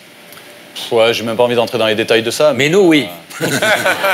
Mais de toute façon, les fins, c'est moche. Donc, je préfère retenir tout ce qui a été beau. On a eu un enfant, on arrive à très bien s'entendre aujourd'hui. Vous avez Jazz, votre fille, que vous accompagnez à l'école, et vous dites c'est mon seul luxe, c'est mon beau moment, c'est d'accompagner Jazz à l'école. C'est un rayon de soleil, une petite fille. Pour moi, j'ai toujours rêvé d'être père. Donc voilà.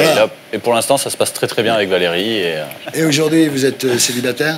Non, aujourd'hui, j'ai retrouvé quelqu'un. Merde. Ça, vous allez faire mais c'est le challenge, il fait plus beau comme ça. Je suis sûr que ta discrétion te poussera à ne pas te poser de questions sur cette personne. Ah non, pas du tout. Non, je vais pas savoir qui c'est. Ça se passe bien quand même. Je suis très heureux. Il est très heureux. Je suis très heureux. Peut-être nous, on peut deviner. C'est quelqu'un de connu? Non, voilà. Ça va être plus dur. C'est compliqué. Alors, Yoann Rioux, bonsoir. Alors, ce qu'il faut dire, c'est que vous êtes journaliste et commentateur sportif sur la chaîne L'Équipe TV. Et vous êtes rapidement devenu, c'est vrai, le nouveau chouchou des médias et des réseaux sociaux, Twitter, quotidien, sur TMC, les grosses têtes sur RTL, où vous avez rencontré j'imagine Laurent Baffy, bientôt Fort Boyard, bientôt Danse avec les stars. J'ai fait le casting, mais maintenant j'attends la décision de TF1. Mais Ça va non, être mais je oui. sais pas danser. Mais c'est pas grave. Tu vas rouler. Attendez, je vous dirai un truc. Dans Danse avec les stars, 1, il n'y a pas de star. Et il y a pas de 2, il n'y a pas de danseur. C'est ce qui fait le charme de l'émission. C'est pour ça qu'on l'aime. Alors, votre grande spécialité, et ça, je reconnais que c'est exceptionnel, vous commentez des matchs de foot sur une chaîne où il n'y a aucune image. En gros, vous faites de la télé qui filme un gars en train de faire de la radio. C'est ça. C'est ça. C'est de l'audio-description. Voilà, mais c'est génial. On regarde à quoi ça ressemble. Magnéto, Serge. Oh, attention, Agüero, la frappe dans cette réparation.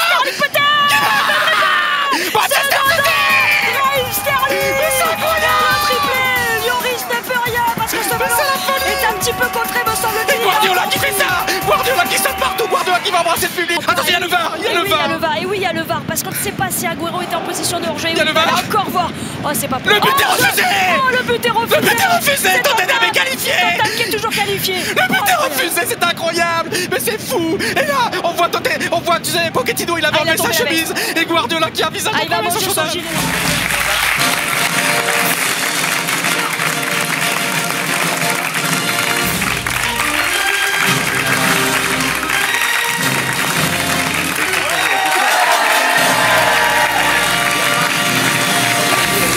Non, je t'en prie. On se demandait si, en fait, les gens regardent avec l'image sur une autre chaîne et vous sur un écran. Ça peut arriver, ça peut arriver. On n'a pas l'image du match. Et non. Jamais, ils n'ont pas les droits. C'est ça qui est... Surtout, ce qu'on voit pas à l'image, c'est que lui, il a un fil dans le cul qui est relié sur le secteur. Ce qui explique Non, parce que la Thierry, dynamique. il y a plein de gens en France qui n'ont pas les chaînes à abonnement. Mais c'est pour ceux, en fait, on est un petit peu de service public parce que c'est une sorte de C'est la radio. télé low cost, c'est vraiment bien. Et finalement, quand on vous regarde, on se rend compte que les Que images... la cocaïne, c'est pas bien. Non. J'ai pas commencé encore. Et deuxièmement, on se rend compte finalement que les images sont pas si importantes, surtout pour les matchs de la Ligue 1, en fait. Et franchement, j'ai l'impression, tu vois, que je vis là en tant qu'adulte, mes rêves d'enfant. On a tous commenté des matchs de foot sous la douche. Bien sûr. Non. Moi, tu j'étais occupé à autre chose. Non, mais c'est vrai que quand on est enfant, on s'imagine tous un jour être Thierry Roland. Tu pourras ralentir le débit au montage que les gens suivent. De commenter un match. Et là, et c'est magnifique d'être les yeux des téléspectateurs puisqu'ils ne voient rien. C'est exceptionnel. Vous mouillez votre chemise, et c'est pas le seul cas où vous mouillez votre chemise. Magnéto, Serge. Nous allons sauter dans le Vieux-Port, évidemment, pour fêter cette saison folle. Alors, j'enlève mon portable et nous allons passer maintenant un petit plongeon dans le Vieux-Port. Allez, c'est pas mieux. Allez,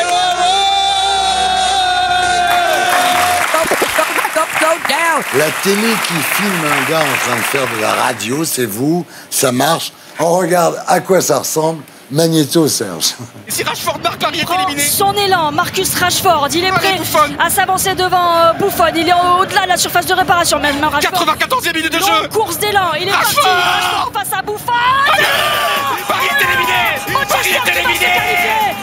Paris est éliminé à la 94e minute de jeu.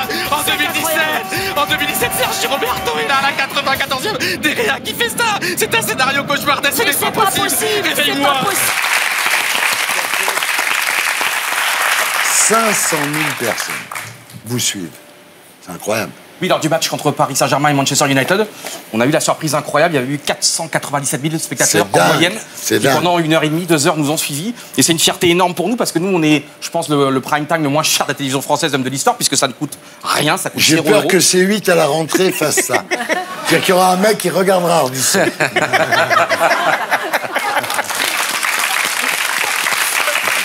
Et je veux garder ça. Et pourquoi pas moi? Et voilà. Alors, pourquoi vous commentez pas des matchs qui n'existent pas? Très bon concept. Ah là, c'est très poétique. Bah oui, parce que C'est de la finalement, au lieu de vous faire chier à commenter Aucun support. Amiens, Lorient ou Dijon, Strasbourg, vous pourriez commenter des matchs de légende. France-Brésil 98, par exemple. Méline, est-ce qu'on peut lui apporter un iPad? Non. Vous allez commenter ce que vous allez voir. On y va. finale de la Coupe du Monde, toujours 0-0 ici, c'est une pression absolument insensée. Ça y est, c'est le corner pour l'équipe de France, toujours 0-0 ici, attention. Le bœuf qui est là, le bœuf qui remplace Laurent Blanc qui est suspendu, attention. Le corner qui est tiré, attention, et c'est Zidane qui marque, Zidane qui ouvre le score, Laurent. 1-0 pour l'équipe de France. 1-0, le frisson, l'émotion.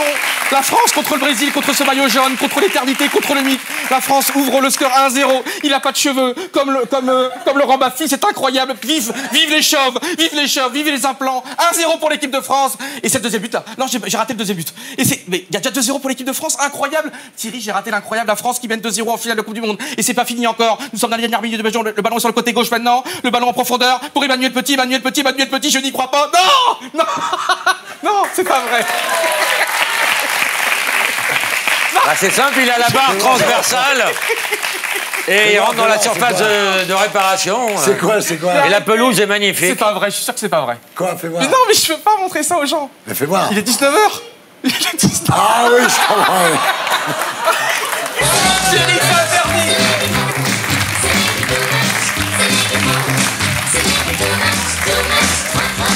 Alors, Johan Rioux, il n'y a pas que le foot dans la vie, en fait. Vous présentez tous les lundis à 21h. Ça continue, ça continue. Ah oui, ça va c'est gênant. C'est vrai. Non. Vous allez faire du sale, Laurent. Oh, Arlette Chabot. Alors, vous présentez donc tous les lundis à 21h sur la chaîne L'Équipe TV avec Virginie Guillaume une émission intitulée Mud Day. Mud, c'est la boue. Donc, le pitch, c'est 8 équipes de 4 s'affrontent dans la boue. Vous arbitrez, vous êtes soi-disant l'arbitre, mais vous dites, je n'arrive même pas à m'arbitrer moi-même. Bien sûr. Donc c'est très difficile. Et puis je déteste donner des cartons jaunes, des sanctions. Nous, on essaie de faire de la télé bienveillante, de bonne humeur. Et là, on est tombé, je remercie les casteurs de la chaîne L'Équipe, parce qu'on est tombé sur des candidats incroyables. Il n'y en a pas une seule fois, je me suis dit, lui, il veut faire de la télé, lui, il veut percer dans la télé.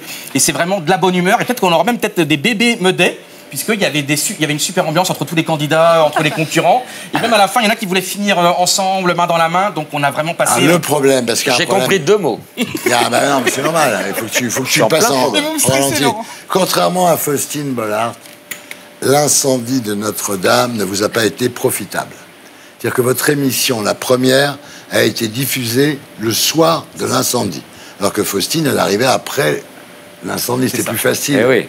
Vous, les gens, préférez regarder l'incendie que votre émission. Non, mais évidemment, nous, dès qu'on a vu les flammes, on a compris, et évidemment, que c'était beaucoup plus important malheureusement, de vivre ensemble ce moment historique, ce drame. Mais c'est un nouveau concept. Mais ça va marcher. C'est un nouveau concept, et donc ça on est là, il faut laisser le produit s'installer. Dès qu'on aura éteint l'incendie, ça va démarrer. J'imagine, Johan, que vous n'avez rien donné pour la reconstruction de Notre-Dame. Pas encore. Après le coup qu'ils vous ont fait, franchement.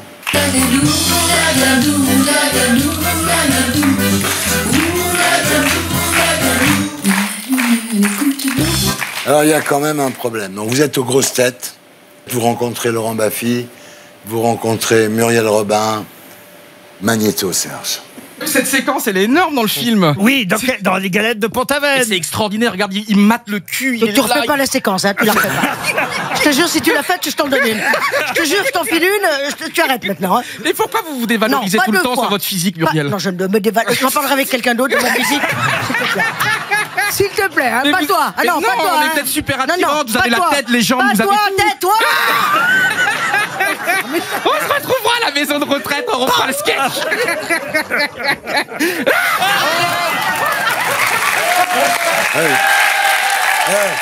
Avec Laurent Ruquier qui est très malin, a compris qu'entre Muriel et vous. Et à chaque fois, il y a des trucs avec Muriel. Oui, on a déjà fait 3 émissions. C'est normal, mais c'est normal, ça va marcher. Et on a vu les mecs qui prenaient de la coke.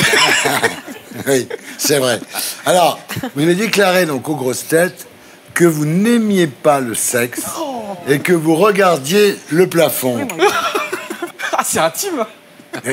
En vérité. C'est pas très intime quand on le dit aux grosses têtes. Oui, mais on m'a posé la question. Mais si vous faites l'amour à la vitesse avec laquelle vous parlez, ça ne doit pas durer très longtemps. Qu'est-ce qui se passe? Et dans la boue. Qu'est-ce qui se passe, Johan? Vous avez un problème? Je préfère l'amitié. Vous êtes hétéro? Enfin, les femmes préfèrent l'amitié plutôt. Ah ouais. Vous êtes hétéro ou homo? Non, hétéro. Il est hétéro, mais il n'est pas convaincu. Est-ce que vous avez essayé autre chose? Mais non, mais c'est bien, j'ai 41 ans. Hein. J'ai le temps de me découvrir, je me Vous avez tout le découvre au temps. fur et à mesure. Non, mais peut-être il faut que tu te poses un peu. J'ai envie de j'ai pas parlé, c'est fini. Toi, la fille, elle a besoin de préliminaires, elle a besoin... C'est ça. Tu vois?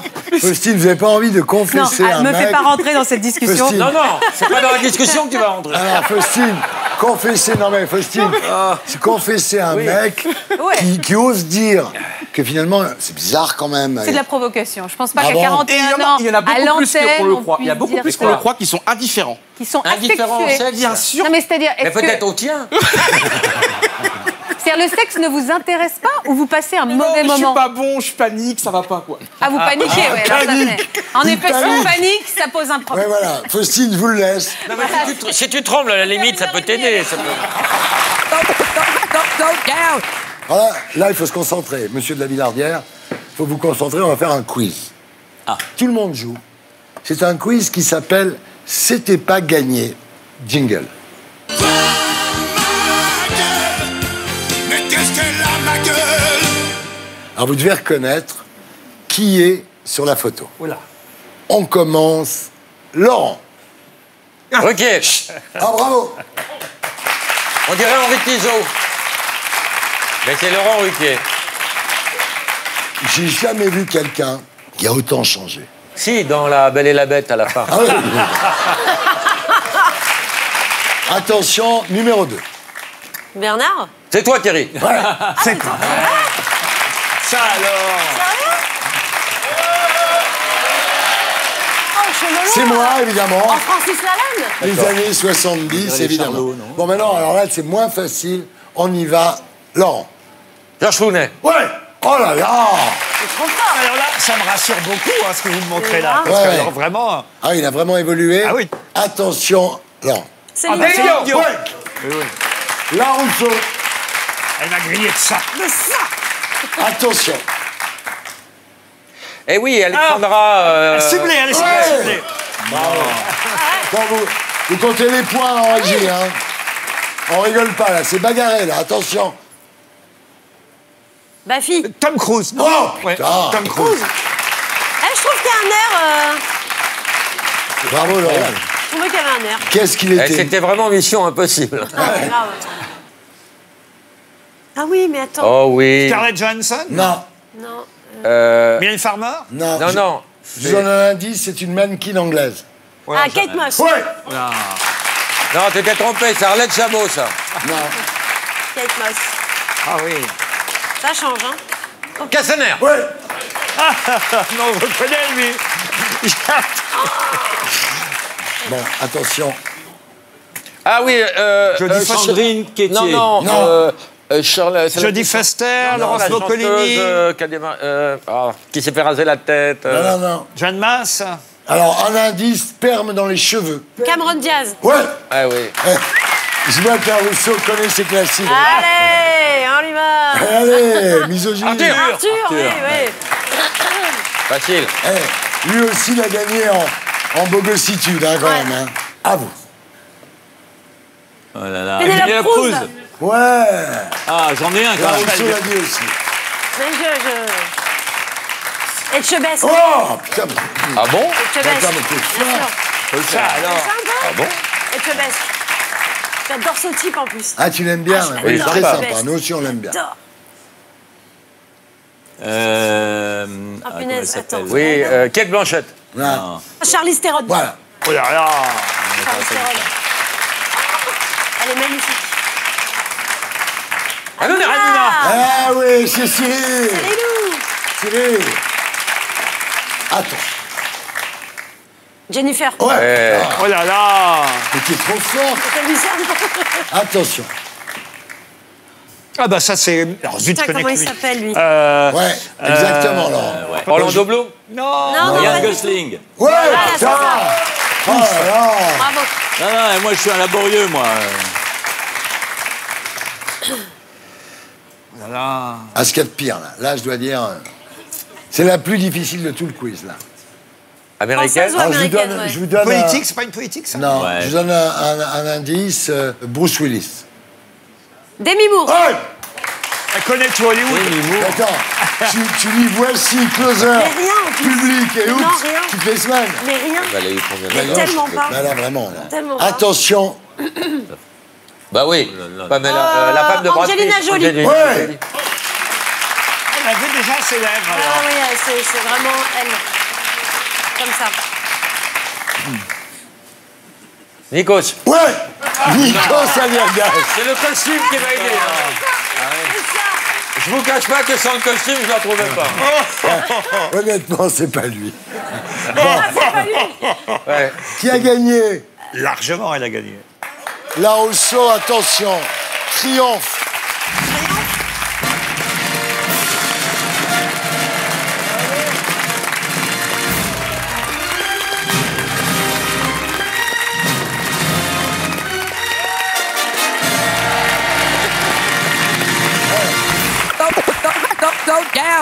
Chaim, bonsoir. Bonsoir. Alors, tout le monde le sait. Chaim, ça vient de shy, un adjectif anglais qui veut dire timide. Et j'ai longtemps cru que vous étiez timide jusqu'au jour où je suis tombé sur votre compte Instagram. Alors, j'ai l'impression que vous êtes un peu foutu de nous au niveau de la Ah là, timidité. c'est pas moi, là, hein, ceci dit. Hein. Ah, c'est pas vous, Non, là c'est pas moi, non, non. C'est dommage, c'est celle que je préférais. Là, j'ai pas ce qu'il a, malheureusement. Non, mais vous êtes un peu foutu de nous avec votre timidité, non? Non, mais regardez Mylène Farmer, regardez plein d'artistes et plein de comédiens aussi qui sont plutôt pudiques et timides dans la vie. Et finalement, ça ne les empêche pas de pouvoir, en montant sur scène. Ah, mais et c'est pas un reproche. Hein. Non, mais je vous explique. J'adore ces photos. Alors maintenant, on va vous voir en tenue de soirée, voilà. Oui. Et là, c'est Oui. quand vous regardez la télé maintenant. Voilà. C'est dans mon salon de tatouage. Mais c'est une façon, effectivement, pour moi, dans tous ces moments-là de télé, d'exprimer ma féminité et mon côté femme que je n'assume pas forcément dans la vie de tous les jours. Mais quand vous êtes habillé, vous êtes très bien aussi. Hein. Mais merci. Un peu moins bien, peut-être. Ah non, mais regarde. Voilà, ça c'est le chien de Chaim. Et elle s'est fait des bottes avec le chien. Non, c'est pas vrai, hein. C'est pas vrai. Vous avez, Faut pas Chaim, une garde-robe incroyable. On a des photos de votre dressing. Et c'est vrai que c'est quand même J'aimerais bien. pas mal de choses. Et puis après, ça, c'est juste pour les chaussures, là.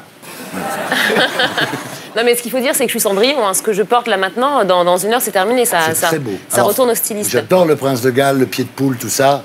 Franchement, non, c'est très bien. Merci Franchement, beaucoup. Il n'y a rien à dire. Vous êtes ici ce soir pour votre nouvel album, le 7e, intitulé Agapé, qui est donc dans les bacs depuis hier. Absolument. Alors, Agapé, c'est le mot grec pour l'amour divin, inconditionnel. L'agapé est souvent comparé à la charité chrétienne. Tu veux, il y a l'amour physique, Eros, l'amour de l'esprit, ce qui est entre nous. L'amour à plusieurs, Rocos. Philia. L'amour de l'esprit, Philia. Et l'amour pour l'amour, Agapé. D'accord. C'est un C'est peu l'amour platonique, pur. non? C'est un peu Oui, c'est idéalisé, pas- non? oui, c'est pas bien sûr. Eros. Il n'y a pas pénétration. Non, non, non, non. C'est une sorte de tantrisme. Oui, Laurent, oui, oui, Exactement. oui, oui. Exactement. C'est bien. Ou alors, à l'époque de Notre-Dame de Paris, on aurait parlé d'amour courtois. Oui. Ça t'a fait du bien de parler de Notre-Dame de Paris? Alors, il y a Lago. Là, vous revenez sur votre chute. Alors, Lago, c'est-à-dire la fille, hein, je te le dis. Vous revenez sur votre chute quand vous avez sauté dans le public à Bercy. Oui, Et vous réglez vos comptes avec le rappeur Damso. tout à fait. Alors, en 2015, il chantait « T'es passé partout comme la chatte à Chaim Non, la chatte 2, Chaim, il a bien parlé quand même. Non, Voilà. il a dit la chatte 2 et pas la chatte 1. Ah, il parle bah oui, français, en fait. Il a quand même bien Mais écrit. il dit la capsule Apollo, ce qui n'est pas...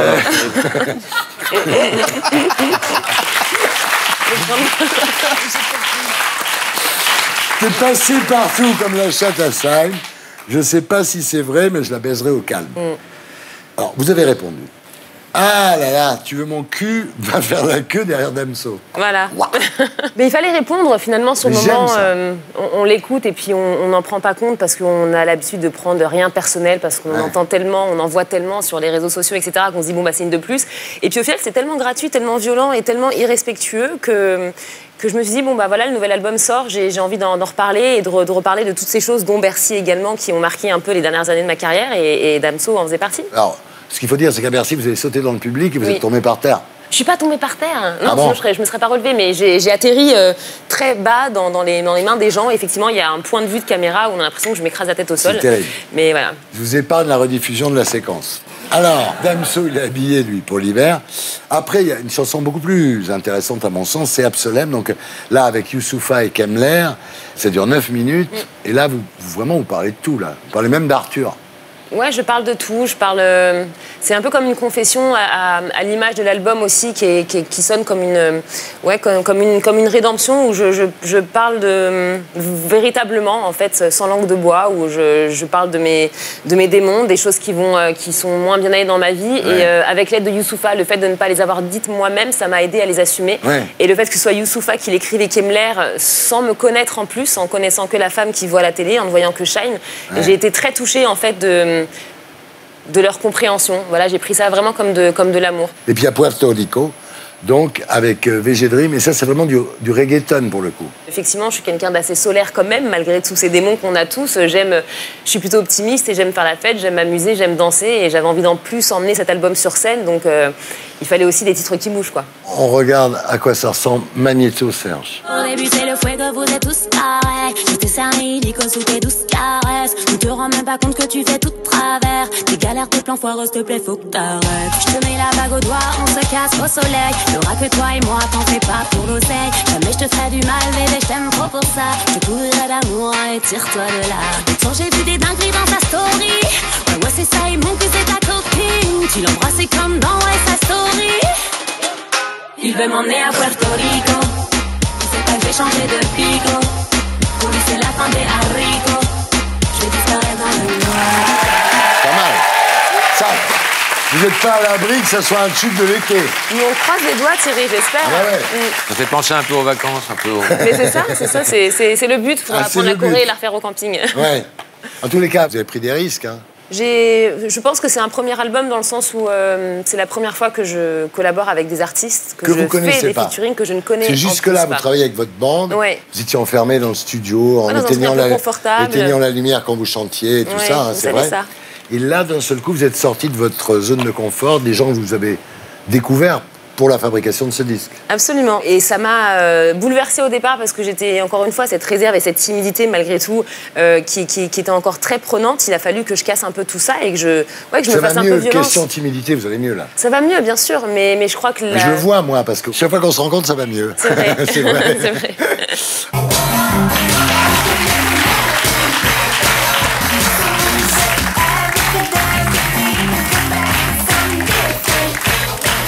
Vous avez déclaré, Shine, certains vont chez le psy, moi je fais de la musique. Alors on va faire le point sur votre état psychique. On va faire une interview psy.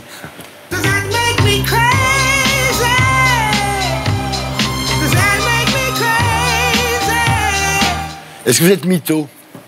Oui, comme tout le monde, mais pas beaucoup. Est-ce que vous êtes mégalo? Non, pas tellement. Vous êtes parano? Non. C'est pas bien d'être parano. Hein. Là, c'est pour moi que tu as dit ça, hein? En même temps, tu sais quoi? Les paranos aussi ont des ennemis. Est-ce que vous êtes schizo? Non, c'est pas de la schizophrénie à l'état pur, mais... Il y a quand même Tamara et Shine, quand même. C'est une forme de schizophrénie, quand même.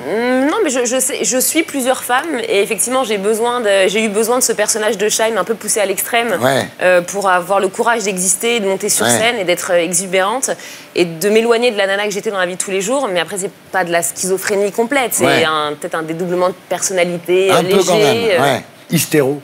Ah, je peux. Ah ouais. Ouais, jeune, je l'étais fortement, c'était terrible, ouais. Ça se traduisait comment? Vous voulez pas voir ça? Non, c'était... Elle vomissait du verre et sa tête tournait à 360. Non, c'était physique, c'était surtout dans mes relations amoureuses. Maintenant, non, mais quand j'étais jeune, j'étais assez incontrôlable. Ouais. Vous avez vu que je vous parle pas du joueur de tennis, là? Merci, c'était presque bien. Mais j'en parle pas. Elle en a eu marre à un moment... Je me dis, c'est chiant. Nympho, vous êtes nympho? Un peu comme... Enfin, normal, non? Comme tout le monde. Vous êtes maso? Oui, mais... Vous aimez bien qu'on vous fasse mal. J'aime bien me faire mal, moi. Ah oui, un vous. masochisme qui est Auto-maso. auto-centré. Ouais. Automaso, ce n'est plus, pas le crocodile sur les tétons. Et puis démarre avec la batterie. Ouais. Non, Ça fait justement, mal. c'est plus mental, enfin psychologiquement que physiquement. Vous êtes homo, Je suis curieuse, mais pas... mais j'adore les hommes. Ouais, voilà. Donc je ne Vous suis pas... préférez les hommes à choisir. Oui. Sur une île déserte, vous partez avec un mec. Ouais. Est-ce que vous êtes exhibo? Non. Ah, on va revoir les photos. J'avoue. Non, mais exhibe sur Instagram, c'est pas pareil. Je ne demande pas si vous êtes damso. Mais pourtant, je suis Damso parce que je trouve qu'il a un talent fou. Ah, vous êtes et- damso, mais bon. Ouais. Ouais, non, mais j'ai trouvé ça dommage qu'il me cible sur cette punchline, mais il a un talent fou, ouais. Vous êtes chamallow? Non, Vous n'êtes pas... plutôt l'inverse même. Ah ouais, les mecs chamallows, c'est... Non, j'aime bien, au contraire, j'ai beaucoup de caractère, donc en face, il faut qu'il y en ait aussi. Est-ce que vous êtes géronto? Qu'est-ce que c'est tous ces mots, Thierry, que vous Géronto, m'apprenez c'est les filles qui aiment les vieux. Par exemple, comme l'épouse je de Philippe connais Manœuvre. Candice, que j'adore, qui est une délicieuse femme, et je l'embrasse et nous regarde. J'aime bien tout, mais ça me dérange pas, la différence d'âge. Moi, j'ai besoin de me sentir en sécurité, j'ai besoin qu'on me tienne, voilà. Ah, mais alors d'accord, alors vous êtes géronto, si c'est ça.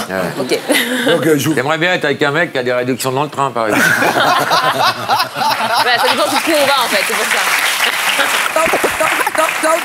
Et maintenant, c'est l'heure des infos de Viso.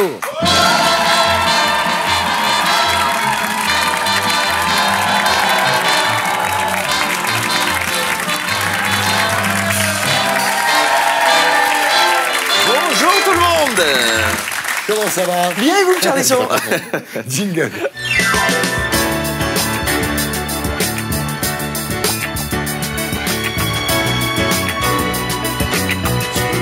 Est-ce que je peux venir au concert? Je sens qu'il y a un bon début quand même. Il veut jouer, il veut jouer. Allez, si vous voulez des instruments, hop, je vous prête. Ah, comme ça tout le monde.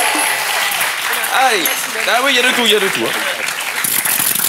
Allez Thierry, une fois n'est pas coutume, je commence par mon pays avec cette information qui vient de Belgique. Voici donc les poutres que l'entreprise belge va vous apporter en France pour consolider Notre-Dame de Paris. Et sans vouloir me vanter, je peux vous dire que les poutres belges, c'est du solide. Alors, oui, c'est élégant. Tant qu'on est...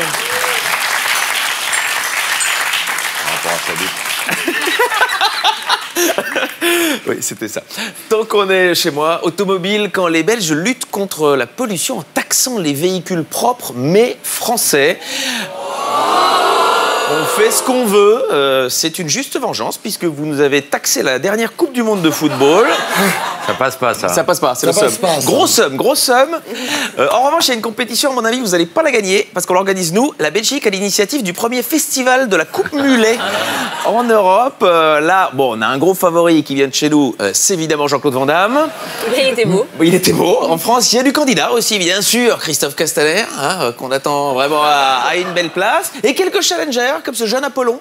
Voilà, assez beau sur sa Coupe Mulet d'époque. Oui, et encore un outsider, évidemment, qu'on attend avec impatience, c'est lui. Ouais. Retirez-moi Photoshop.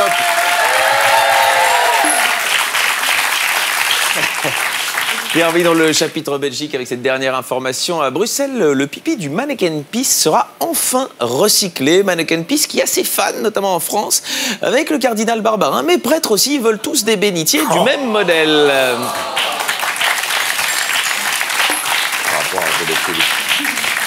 Passons à la France. Près de 700 000 conducteurs roulent sans permis de conduire. Et encore, c'est encore plus dangereux parce que parmi ces gens, il y a des femmes. Non, mais je l'ai fait exprès. Je suis... non, c'est nul. Je sais. Je vais me rattraper avec un article voilà, qui va mettre en valeur justement les femmes et la conduite cette année. Enfin, un équipage 100% féminin prendra le départ des 24 heures du Mans de moto. Moto. Ah bah. 24 heures, ce sera plus les 17h30, le temps qu'elle se prépare, qu'elle se maquille, qu'elle s'habille. Mais voilà. Et on va passer au Chirac. Au Chirac, alors ça c'est un peu l'info de la semaine, elle a parlé, Claude Chirac, la fille, et elle dit en fait, elle se tapait le travail et il en récoltait les fruits. Alors aujourd'hui ça a bien changé, hein. Autant c'était Jacques qui récoltait les fruits, autant maintenant c'est Bernadette qui a récolté le légume. Ouais, c'est là. Moi, je suis belge, je me rends pas compte. Politique internationale, d'un légume à l'autre. Algérie, Bouteflika démissionne. Voilà. Pour la première fois en 20 ans, l'Algérie s'est réveillée sans Bouteflika à sa tête. Et comme tous les jours depuis 20 ans, Bouteflika ne s'est pas réveillé.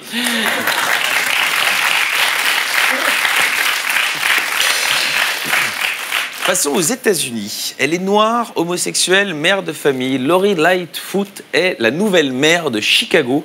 Eh bien, je peux clairement vous l'annoncer, il n'y aura pas de jumelage entre Chicago et Béziers cette année.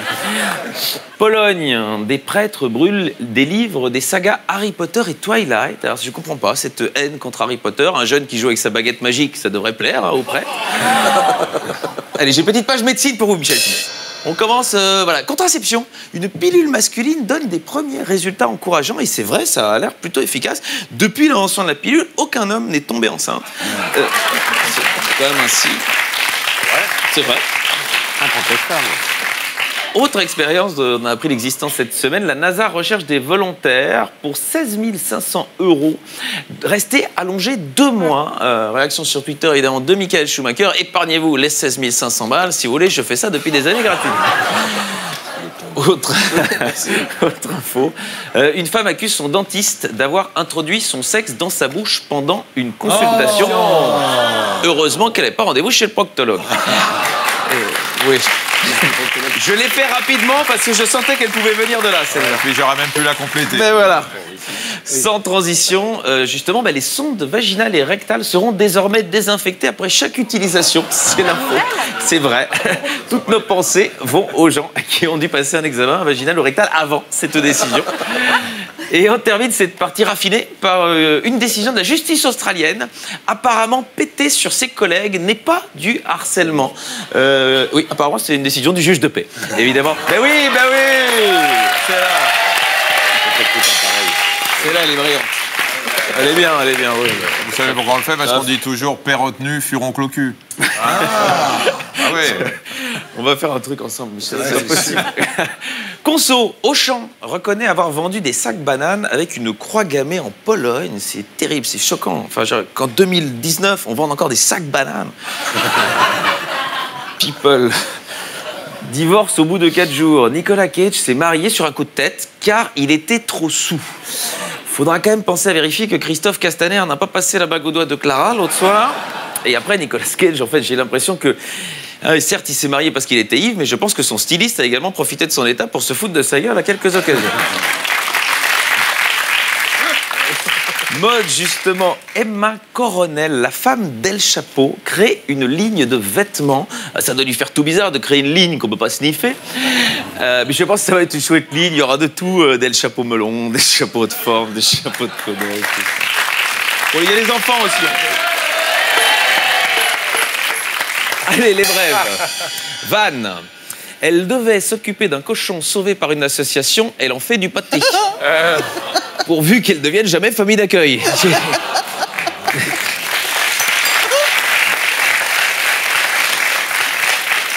En Normandie, surpris en train d'abuser d'un mouton. Il est condamné à 300 €. Voilà quelqu'un qui n'avait pas compris le principe du jeu saute-mouton. Il faut sauter au-dessus, pas dedans, évidemment. Un malentendu sur une histoire de petite bite finit en bagarre générale. Alors, vous pensez qu'il y a une faute d'orthographe? Eh bien, non. Évidemment, ça vous arriverait pas, mais en fait, c'est vraiment arrivé. C'est une voiture qui n'arrivait pas à sortir de la place de parking et les gens ont voulu l'aider. Et le gars a dit, mais c'est à cause de la petite bite. Donc, ils l'ont pris pour eux à cause de l'alcool et ils ont pété la gueule. Véridique. Véridique. Ça l'a valu un tweet de Christian Quesada qui nous dit, moi aussi, tout le monde m'emmerde pour une histoire de petite bite. Allez, l'artiste de la semaine. Chaque semaine, je propose une visite. Et comme Lara est là, je l'emmène à Bruxelles, je la réemmène à Bruxelles. Un artiste belge, je ne sais pas si vous le connaissez, Pascal Bernier. Il est né en 1960 et son œuvre relève à la fois de la nature morte, de l'art mortuaire et de la taxidermie. Alors évidemment, faites bien la différence entre un taxidermiste et un zoophile. Taxidermiste, il prend un animal, il le bourre de paille. Le zoophile, il prend un animal, il le bourre. Voilà.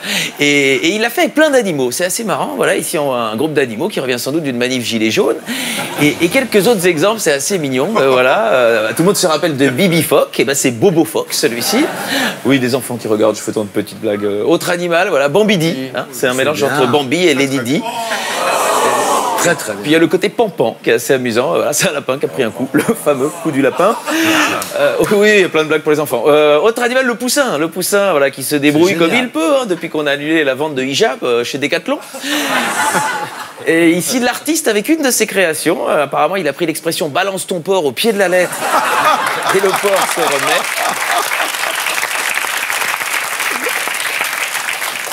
Et aussi peut-être le plus mignon, c'est le petit écureuil qui a découvert à son insu qu'une noisette, c'est beaucoup plus facile à réceptionner au pied d'un arbre qu'une noix de coco.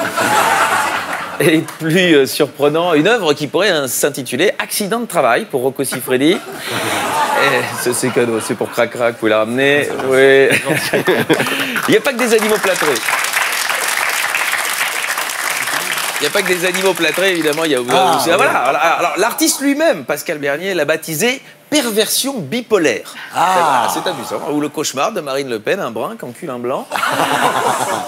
Alors, il n'y a pas que des animaux dans l'œuvre de Bernier, mais il y a une passion pour la mort qui suit toute son œuvre. Prenez ça. Voilà, il a la pêche pour 93 ans, Valéry Giscard d'Estaing. Très intéressante aussi cette œuvre parce qu'on découvre enfin ce qui se cache dans le cerveau du créateur de Dizigual. C'est là, c'est pour Jean-Paul. C'est pour Jean-Paul, c'est là. Où ici, enfin, on a retrouvé les 2 premiers candidats de Fort Boyard restés coincés dans une épreuve pas évidente à l'époque.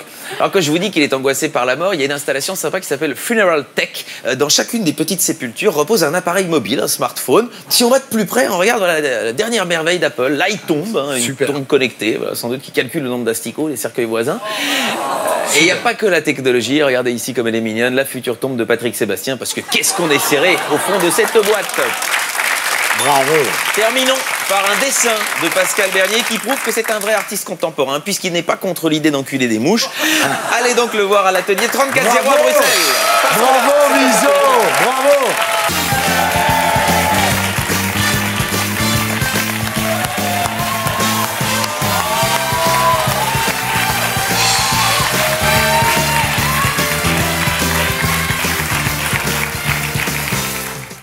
Et pour être sûr de ne rien rater de Inarditube, abonnez-vous et mettez un pouce bleu.